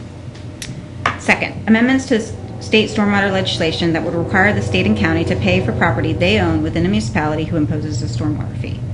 As a result of the city's work with the General Assembly this past session, new language was enacted in state law that requires the county to enter into memorandum of understanding to agree on the amount the county would pay the municipality to cover the cost of providing stormwater mitigation services to county property. While the city looks forward to working with the county in developing a fair and equitable MOU, staff recommends that language should be enacted in the 2016 session that would require both the state and the county to pay their fair share of the costs associated with providing costly stormwater mitigation services. And lastly, monitor and respond to legislation that would require municipal police departments to use body cameras. During this past session, the General Assembly enacted legislation that establishes the Commission regarding implementation and use of body cameras by law enforcement officers. The Commission will be submitting its recommendations to the Maryland Police Training Commission. That commission is required to develop a policy regarding the use of body-worn cameras by January 1st, 2016, so in plenty of time for the 2016 legislative session.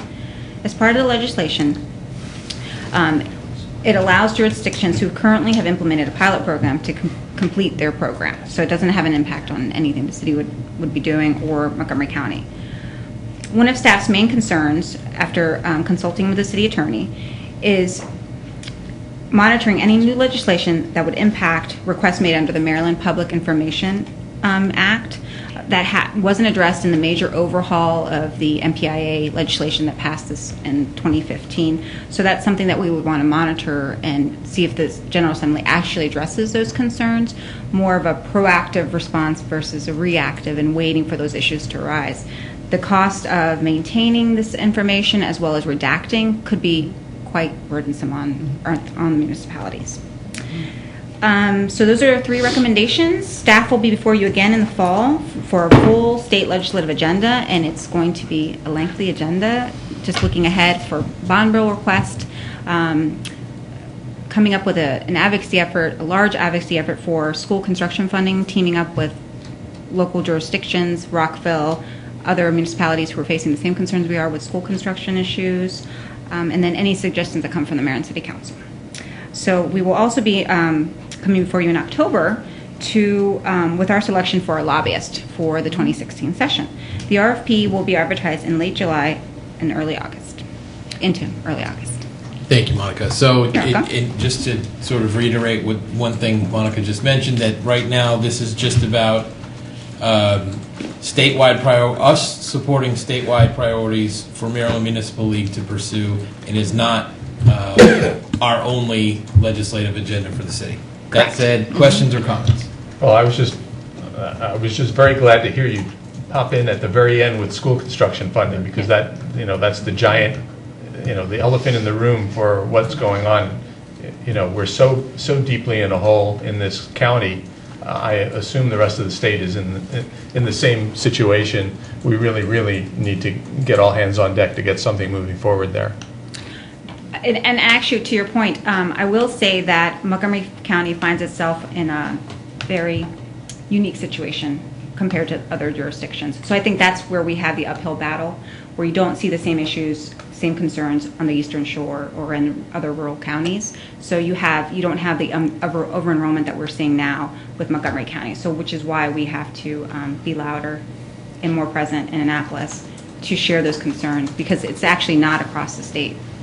Yeah, there's an art to presenting these LARs, because there's going to be some sort of low-hanging fruit that we know other municipalities around the state are going to propose that MML consider as its legislative priorities, and so to try and carefully use our only 3 proposals that we get to try to focus on what's most important, but at the same time on things that others might not propose, to make sure that it gets on the list for the statewide MML committee to consider.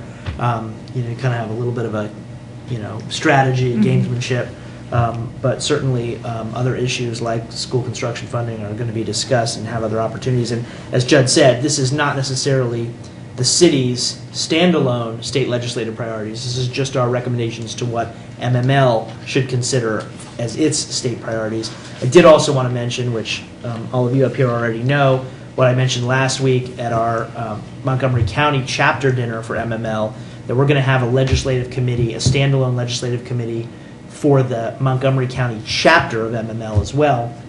And that will be another vehicle for us to be able to pursue legislative priorities which may not otherwise be captured by the state MML. And that's, school construction funding is a great example of one thing that I could easily see the Montgomery County chapter and its 21 municipal members pursuing as a priority, even if the statewide MML doesn't list that as one of its top priorities. Anyone else? Another priority is it actually came up in the large city forum, probably one of the only issues that there seemed to be consensus on was the issue of tax duplication and how various jurisdictions are dealing with it in multiple counties. And so I assume that will probably be an issue that whether or not it's one potential solution is to have state legislation at the state level instead of trying to barter again or come to agreement at the county level, since there doesn't seem to be any desire to really develop a firm agreement with the county on that. Yeah, the cameras, I have a lot of mixed emotions on, and I hope that they monitor it so that we do a thorough investigation, a thorough study of it, because there's some pros and cons. As Kathy said, there's some issues here that haven't all been, developed, and it seems to be the new buzzword now, and I hope we don't get caught up in just doing the buzzword thing, that we actually make it effective, or we find out it's not effective, and we don't put the money out. It's, some jurisdictions may be much more prone to using it than others, and so I hope they do a good research before they really pursue that and monitor it carefully. And Henry, to your point, I think we would look for flexibility for municipalities to determine what's best suited for their community, whether you can afford the measures, whether it's needed. So I think anything that would be another unfunded state mandate was something that we would oppose greatly. Yeah, because one of the big issues we talked about at one of my committees when I was in Salt Lake City was that, is to keep it out of the hands of the lawyers. Remember when we were on our tour at, with the cameras on the roads, they don't allow anybody to get it because you don't want to get into this whole legal process and witness and was it accurate and so forth. So, you do it for a purpose, and that purpose needs to be really defined. I was just curious. I think these are good priorities in that they're city-specific and ones where we may have some traction. That doesn't mean the other issues aren't important. But has there been any outreach back and forth between us and the county about this discussion we're supposed to have about stormwater? About 3 of the 8 months have now passed that we had to do it? There actually has not been. The city is waiting to deal with some of the other tax duplication issues. I know we have met informally with Rockville to see what their position is.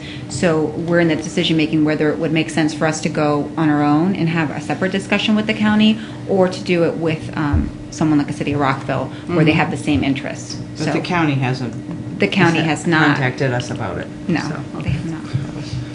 No, they're still worried about refunding taxes back that the Supreme Court said. That's true. Right, with So everything, that's- with the Wynn and that was- decision is going to be huge, with the impact decision. down the road for just general tax duplication, much less any additional money that they would be giving us. All right, do you feel guided? I think so. All right. Great. As always, say thank you so much for your feedback. Thank you. Next we have from other staff, Lynn. I have nothing further this evening. Okay. John. I have a couple of small items this evening. First of all, you may have noticed we had 2 joint public hearings tonight. We have 2 more joint public hearings for each of your next 2 meetings. August 3rd has currently scheduled 2 joint public hearings. Due to comment periods and notice requirements, August 3rd is the last meeting at which a joint public hearing could be held and get to policy discussion before the election. Prior direction from the council indicated that you would prefer that the same council heard the public hearing and went to policy discussion. No law requires this. There is a good possibility that one or more of those joint public hearings will not make it to the August 3rd regular meeting. So tonight I'm asking if the council wants to direct staff to delay joint public hearings until after the election or follow the normal course of business and schedule them when they're ready. Thanks, John. I mean, my personal feeling on this, and I'm interested to hear what the council says, is that while it's not optimal to go through some of the process with one council, and then if there's a change, there will be a change on the council, to complete the process at that point, and it's going to put some pressure on any new members of the council. The alternative, I think, is worse. And I just don't think we have a lot of business before the city, and I don't think it's a terrific option at all to just stop doing business during the campaign season. So I'm interested to hear what everyone else has to say on this. Ditto. Yeah, I agree as well. Me too. Yeah, well, I basically agree, having been through this when I was first elected, when public hearing issues happened before the election and the final policy discussion was after. There were actually 2 development projects that I wasn't able to participate in as a council member, but in terms of the hearings, I think, the right things ended up happening, and it's part of the education of any new council members to get up to speed, and we'll all help when we have to, if we need to.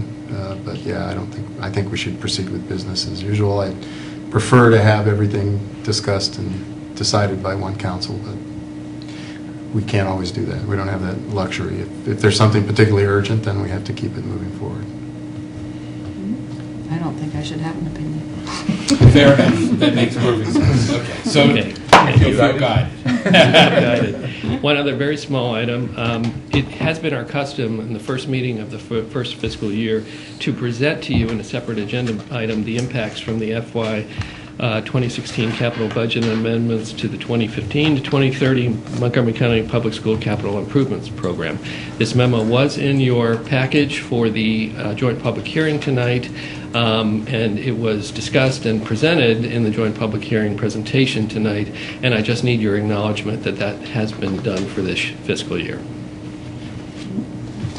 You want it now? Right now. It was in our packet. Yeah, I think I read it. Yeah. It's usually a separate agenda item. And, Right. Could you send us a separate copy so it's easier to find? I certainly in the future? will. Yeah, by email, Right. that's all. Yeah. Absolutely. Thank you.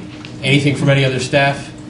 Okay, I will remind you that we have a special meeting next week. So until then. Mike? I forgot to mention this. At the MML meeting, these wristbands were passed out to acknowledge and encourage our governor, Governor Hogan. It says strength on it. So, as you know, Governor Hogan has begun his treatment for lymphoma. It is lymphoma, right? Yes. Non-Hodgkin's lymphoma. And so, we wish him well, and the whole membership, all the attendees, exhibitors as well, picked up these bracelets. And I think we're with him in spirit and encourage him and hope for the best in terms of his treatment. So that's how I want to end it tonight. We did also sign a giant card. We did. And we sent a card from the city as well, separately. And they don't all say the same thing. They don't. Yeah, I guess they don't all say that. But I guess that one of the hashtags was Hogan Strong for people that were tweeting. So, anyway. All right. Well, thank you. We were announced, I will not be here for the next 2 meetings. I will be in Alaska. Okay. Well, we wish you a good trip. And until next week, let's do great things, Gaithersburg. We are adjourned.